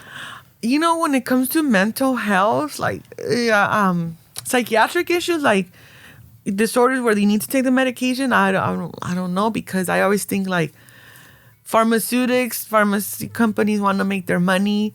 I'm sure there's natural remedies, but it's also difficult to find natural remedies. Yeah. For example, somebody with schizophrenia, if they need medication to be able to be congruent and Yeah. is there a natural remedy for that? I mean, that's a little. So there's some medication. I mean, That's probably on the more serious end of the mental health. I'm talking about like most people. Most people have mental health issues that, yeah, medication can help, but like, should you really get on like a medication that now you're going to be dependent on when you haven't tried everything Anything else? I feel like yeah. medication should be treated. My personal perspective is medication is the last. You tried everything. You tried nutrition. You tried holistic approach. everything. You tried this. You tried that. But yeah. but not like a week. I'm saying like you gave Yeah. it the right 6 months to a year of, and it didn't work. But I feel like people use medication as like the first thing. That's it. That's what I'm because gonna it take. doesn't take that much work to give you the medication, as opposed to going through every other avenue. But it takes a lot of work to like now you're dependent on that. Like it's gonna take a lot of work to get off of it. Yeah. And is that juice worth the squeeze? Because have you really tried everything? Like, I mean, yeah, I feel like people get in trouble with that when they start having all these mental health issues. But then the thing is too, some people don't know how many options they do have to treat something. That's the problem too. A lot of people But then they say, I've tried everything. But have they really? You haven't, because if you tried everything, something would have done some effects on you. But then también you have to think of like when it comes to medication that there's some things outside they're not going to be able to treat the chemical imbalance. For sure. But that's not the majority of people. No, that's a very and a lot of people give those facts like the medical imbalance, I get that, or the chemical imbalance, but that's not the majority of people. That I had an aunt that was schizophrenic. She's not gonna take ayahuasca and be fucking better. No, she's not gonna. She's not gonna smoke fucking weed. Like no, she'll fucking. We're sitting here. She starts yelling and crying. Like if she's not on the medication. If she's not on the medication, and sometimes even if she is, because they don't. Bless these doctors and medical people because they don't have all the answers. They're literally trying. They're called practicing medicine. Like it's not something that you go to a doctor and they're gonna fix it. No, dude, they're trying. Bless their hearts, but they have a lot on their plate that you're giving them too much pressure to fix your fucking life. When they're just trying, dude. Yeah. Like they're literally trying. Yeah. Pero, por ejemplo, like when I say medication, yo like when I get a headache, I don't take medication. No. I don't take a pill or anything. I try to really work through it where it's like self-talking, like, no, the headache's going away. Do something else to distract you. And it works for me. That works for me. Me pegó el sciatica for the first time ever last year. And I didn't take painkillers for like a week. I was like fucking putting up with the pain because I'm like, no, there's another way. I took pills for pain. Then I did research. I'm like, I could take this natural stuff for inflammation, which is what this. So I did my research to take natural stuff, and I did that, and it helped too in combination with the painkiller. Yeah. Slowly, I got out of the painkiller to just drink the tea and the ginger and all this stuff. Yeah. Now it's like, I'm doing my research, and there's a holistic approach to that. There's a natural approach to treating sciatica. But I know that if I treat it naturally and it's still affecting me, then I have to go to medication. Yeah. You know? I'm sure there's another approach to deal with it, but it's like, do I want to try it? Yeah. Like maybe hypnotherapy is real. Yeah. I've tried that. But then my thing is like, do I really want to be hypnotized? Yeah. Let me go to medication. I don't think it's what you think it is. Yeah, exactly. You're not gonna turn to a chicken. Exactly. So it's like my own ignorance that I haven't researched it. That it's like, let me just take this approach. The feeling of hypnotherapy, think of it like you're in the room, but you're looking at it through a third person perspective. You're not fucking dancing like a chicken. You're not. No, you're literally are able to place yourself out of the therapy session and sit your ass down where you're not needed and just visualize things from a different perspective. You know something's going on. You're aware that, but you don't have control because it's your subconscious mind that's being activated. You're not doing shit. You know this is in my place right now. Let me sit my ass over here. Like I think I'm in control of my life, and your other part of your brain is like, sit the fuck down. You don't know shit. Okay, so explain you show up to the place. Yeah. And then they sit you down. How do they prepare you to start getting like... Well, they create rapport like any therapy session. Mm-hmm. Like you have to create rapport with your patient so they can feel... Like build that trust. Build that trust because you're not going to... If you're going to come in and with a skeptic, it's not going to work for you. Why are you even there? Like you're wasting this person's time and you're wasting your time coming in as a already hesitant and resistant. Yeah, you can't do that. Like if you come in, like let yourself go. Like don't be afraid. Like this is a room where you're making it hard for them to do their job and you're making it hard for yourself to heal. So what happens is they create rapport with you. You feel comfortable. They ask you certain questions, your needs and stuff like that. And then they just start doing breathing exercises, and you start hearing these little things. You start hearing these little like triggers. But all that stuff's doing is it's setting triggers in your brain so that when they're telling you when they're doing therapy on you, and they do these little things, and you associate that with something that they told you is gonna happen when you hear that. And then there was times where I've had hypnotherapist sessions where they program me to, when I feel anxiety with like clicks, they program me to squeeze this part of my hand, and my brain was told to release chemicals that's going to ease anxiety. It could all be placebo, but it's the thing is you're rewiring your brain to now, instead of feeling that pinch, I'm not associating that with pain. I'm associating that with like, oh, this is going to help me relief if I feel anxiety. But that's what placebo does. It manipulates the mind to think something else. Yeah, for sure. Yeah. So I think the point of hypnotherapy is to rewire the way you process things and the way your brain works. Because I feel like the benefits that I had with hypnotherapy is that they help me recall an incident that I went through as a kid, and instead of like seeing the negative parts of it, they rewire my brain to like, when I think about that incident, it's no longer traumatic, but now I highlight what I learned from it. So they rewired the story that I told myself. Because it's all stories. Yeah. Like earlier you said, Mom, this is how it was. But your memory is also flawed. So the way you remember that story isn't necessarily the way it happened. Your mom's memory, she doesn't remember it. But your memory is also, it's not 100%. Like, yeah, because what I'm talking about is the emotion of the situation. Yeah, the feelings that you have. Which everything is feelings. Yeah. So the certain childhood things that I went through, they were able to like, every time I remember those, it's no longer filled with negative energy or negative emotions. Now it's like, oh yeah, but I learned that. Like, and it's like not, now it almost sounds like it helped you make peace with that moment, where it's not like it did, because like, it made you see it from a different angle, not how that made me feel. What did I learn from that? Now, when they're doing this hypnotherapy and you're sitting there and just listening to them, are they asking you things and you're talking? Yeah, you're conversating. Yeah. Pero it's your body, but then consciously you're not. You're not. You're looking at it from what you think is in control of yourself right now is not in control of yourself. What you're saying, I'm not ready for it. That's not what's controlling the whole ship. So that part of you is gonna take a seat, and the part that's really controlling you is gonna say, "That's cute that you think you're in control. I like that.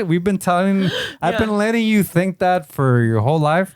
But sit the fuck down right here and like chill and watch a professional work. And that's your subconscious mind rewiring every single memory that you're working on. That sounds... So then you're able to kind of like, it's like you're not a chicken, dude. Like people think... no, you're there. Okay. You're literally there. Like you're literally hearing, like you're literally... But you're more euphoric. And you're more kind of like out of... I don't know how to explain it, but it feels like you're out of the way. Yeah. They picture the fucking little clock and you falling asleep. No, like that. Well, you obviously have to go to the right person because there's a lot of charlatans everywhere. That's what I was going to ask you. How did you find that? Just online. Yeah, just Googling it, looking at people's reviews and like seeing... And the stars and then... Yeah, for sure. No, you have to be really careful because this stuff... Some people might think it's all woo hippie shit, but this stuff is really fucking like in the wrong hands. Like you can start getting suggested things that are like negative to you. Por eso that's my fear. But it's a valid fear, but it's not. You have to remember that should not keep you from not experiencing it. Yeah. That should just keep you from going to the wrong people. But don't judge a whole sector of therapy that's considered a legit form of therapy. Like, I mean, it's not. And the people that you went to have been practicing this for a long time. Yeah, they've been practicing for a long time. Yeah. I mean, it's been 5-6 years now. So I haven't felt that I need it, but if I needed some kind of therapy, I would go first to a hypnotherapist and a traditional therapist because I'm not a fan of traditional therapy. I just feel like there's different things that bring me better results than feeling like I don't need a friend. I don't need a friend as a therapist that I go and earlier you said there's different kinds of therapy. I don't need a friend to go talk to and tell this person all my shit and then they just listen and then I go home and that's it. Like that doesn't do anything for me. Yeah. Like it's like being a fucking shithead all week, going to church on Sunday, and then you're good, and then you're a shithead again. Like, what is that doing? It's not doing anything. Yeah. You need to do work outside of therapy with a therapist obviously involved, but a lot of people don't do that. Like they'll give you an assignment and then you don't do it. Yeah. There's no accountability. And that's with some therapy, that's the thing. Like, we're going to do as much as you do. Yeah. And that's why some people believe that. But it's also the ideas that we've grown up seeing in TV, like, oh, traditional therapy is just sitting there and talking. Yeah. So we've grown up with that idea where, no, like, there's a variety of therapies. Now thank goodness there's a variety of therapies where you can go online and look for a therapist that you feel resembles you, that there's something we have in common. For sure, yeah. So it's that. And then, the idea that when we grew up, we thought therapists were all Caucasian men. Yeah. So it's like, how can I relate to that, you know? Yeah, for sure. But it's the positive thing of all is that you found something that in that time. I found the form of therapy that helped me. Yeah. So, yeah. And then I should be really careful because I know I talk about traditional therapy a lot and I'm not saying that all therapy is the same. There's like you said, there's so many different kinds of therapy. There's a variety of therapy. And for me, luckily, hypnotherapy was what kind of... Yeah. Like one of the things, because a lot of people ask me like, oh, when you go back to school? And I do want to go back to school, but my things are like, what kind of field do I want to go into? And I've learned like, no, I'm better I'm better working with people who are, for example, someone that is working on anger management, whatever. Like working with teaching them coping skills. Like I don't care about, I care about what gets you angry, but I'm not trying to help you find the root of that anger. I want to help you to change that. How to fix, like, we're always going to get angry, but the reaction could be different. So my thing is like, that's the type of stuff I like to work because I worked in that before with like the youth and everything. Like, oh, this kid comes from this type of home, blah, blah, blah, blah, blah. And I liked working in that. Like, oh, like, I don't know, Jose, you get mad really often. Like, okay, let's identify things that get you mad. Then let's identify how you react. Then now let's identify what are things you can do instead of this reaction. You know, what triggered you? Why did you, so that's what I like to work on. Not so much like, oh, let's figure out the root of this. Yeah, no, because that's too much work for someone like me that I'm like, Yeah, for sure. So there's a variety of therapies. There is, yeah. A variety, like hypnotherapy.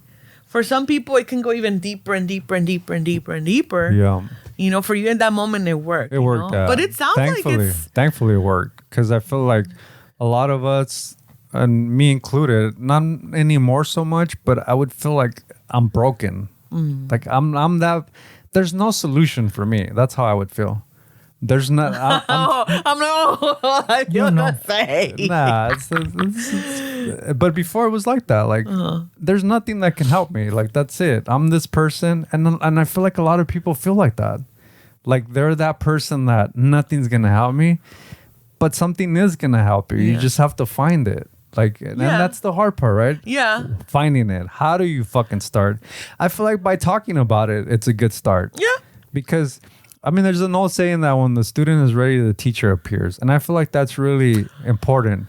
Like when you put it out there that you need help, you don't need to believe in Jesus or God or anything, but there's something that works towards putting these people or these things in front of you. You just have to be aware and pay attention to the signs because they're going to pop up.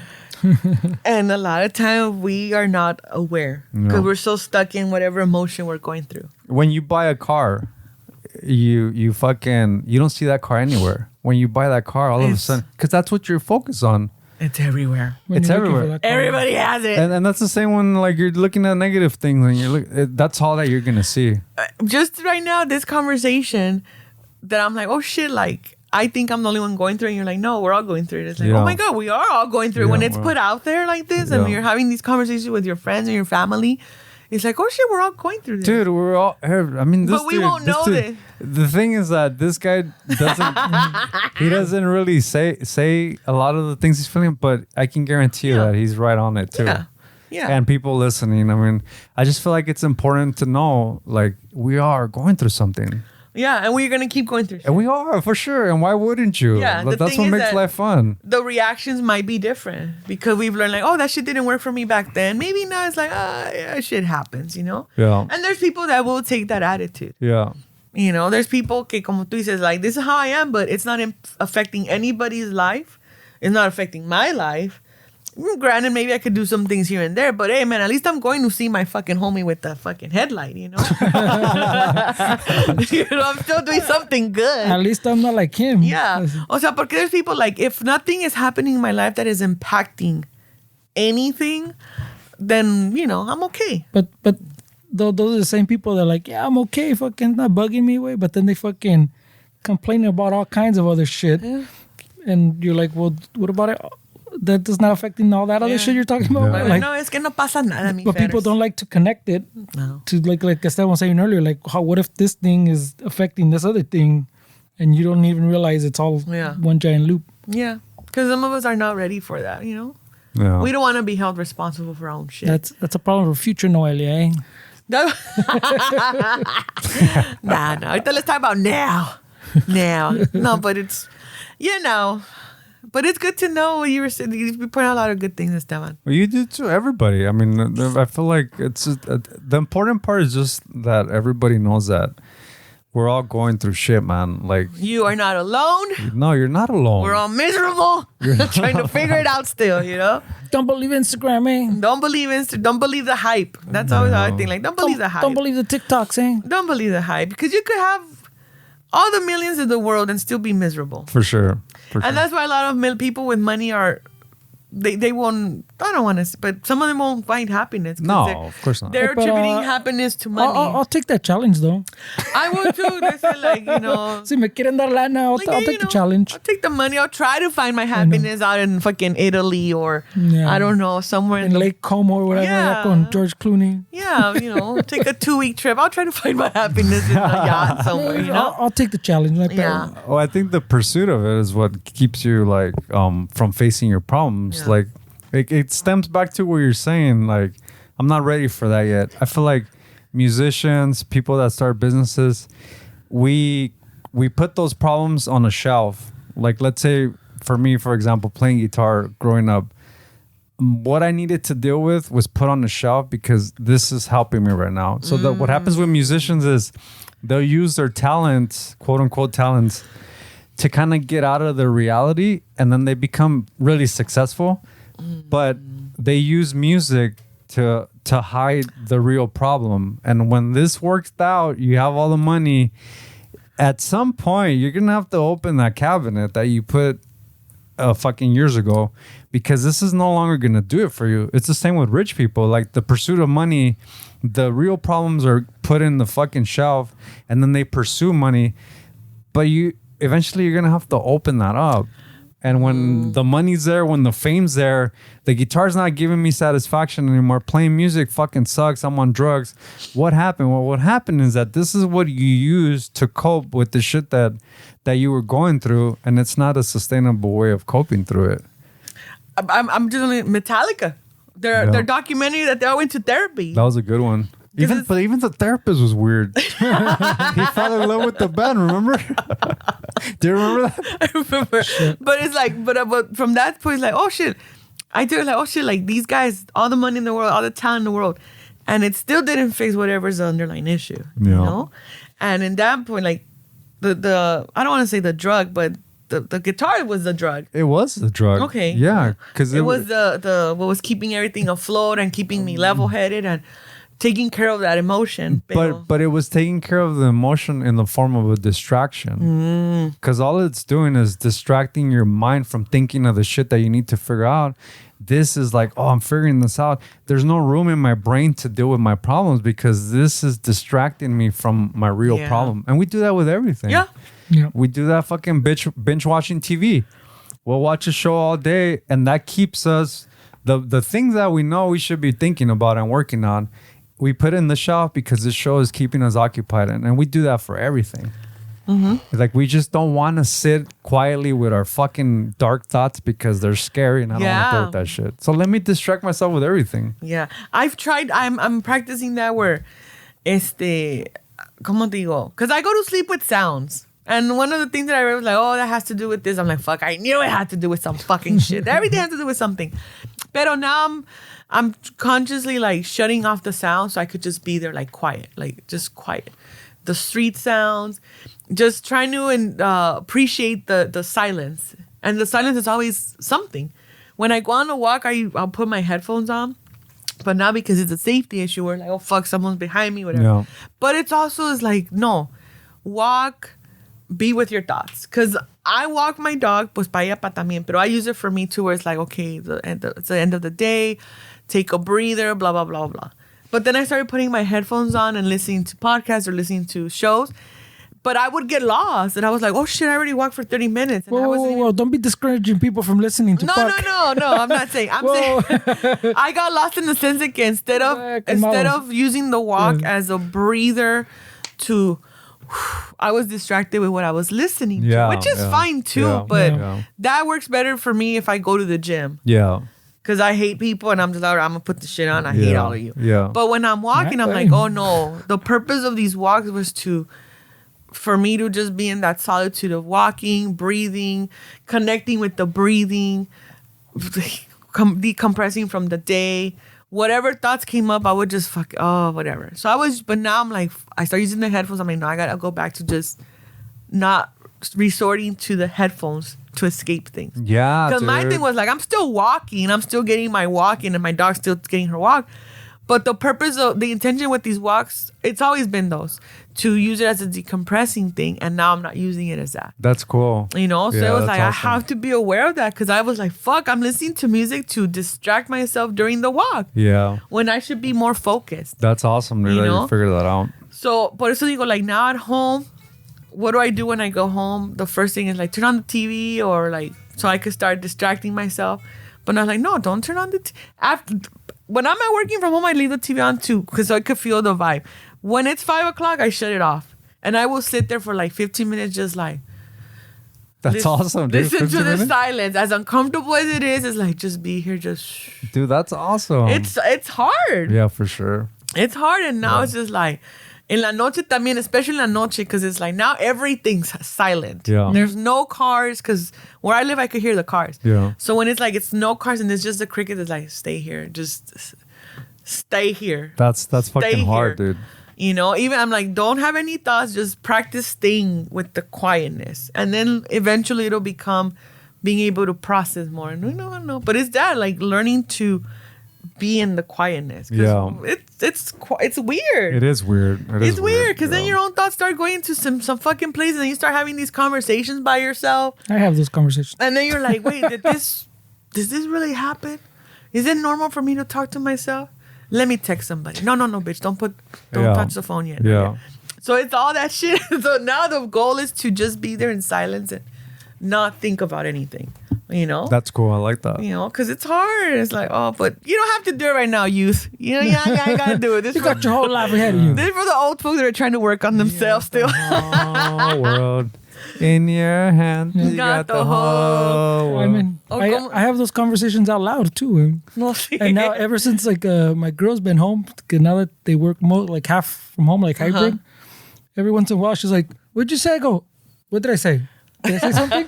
Because I even have them like out loud because I'm used to being like by myself. Yeah, no, her brother Ramon fucking was saying how you fucking mumble shit every time when you're fucking in the car. Yeah. Like that. What is it? Andrea Bocelli? Yeah. So, the Bocelli story. So yeah, I know what you're saying. Este güey está más cabrón. He doesn't give a fuck. He'll say it out loud. I'm at the point was that I don't know if it's in my head or if I'm saying it like vocally. Yeah. And that's another age thing. Yeah, definitely. Your life ain't gonna get better, guys. We're here to remind you of that. And if we could make you laugh about it, good. If not, call a friend. But you're not alone. Hey, if there's anything to be happy about is that the McRib is back at her. The filet of fish is $2.99. Fish Fridays. Que no se come carne. But shit. yeah, well. Wow, that's it for us, man. That's a great episode. I think we're probably gonna not hope that Ramon is sick next week, but let's hope that something came up. Hope he gets better in 2 to 3 weeks. No, he's gonna come with his list of things, and this is not true. This is not he true. will. Yeah, not me, bro. Gotta love him, you know. Without his little anecdotes, he'd be a boring person. Yeah, it would be a boring podcast. You know? Without his hair, we'd have nothing to talk about. But we appreciate the support, and we hope you enjoy this episode with Noelia Ballesteros. Brought to you by no one. No one. No one. Wait, no, my grito's still, right? Well, I mean, not brought. Well, I don't know. It's getting fucking kind of gray area. Well, I forgot. Hey, I thought we were gonna end on a positive note, man. What the fuck? No, it's all positive. It's it's a new week. Yeah, and like I said, it's okay to criticize. Yeah, just don't get stuck on it. You know, take a look at yourself too. I don't blame you, Oscar. Or his V-necks. Oh God. That's like your Ballesteros. Somebody. No. Regaña a Ramón. He started it all. Pues órale, pues. ¿Y qué dice? Ya vámonos que aquí espantan. Algo así, güey. He always takes my lines, dude, and then he runs with them. Soy Ramón.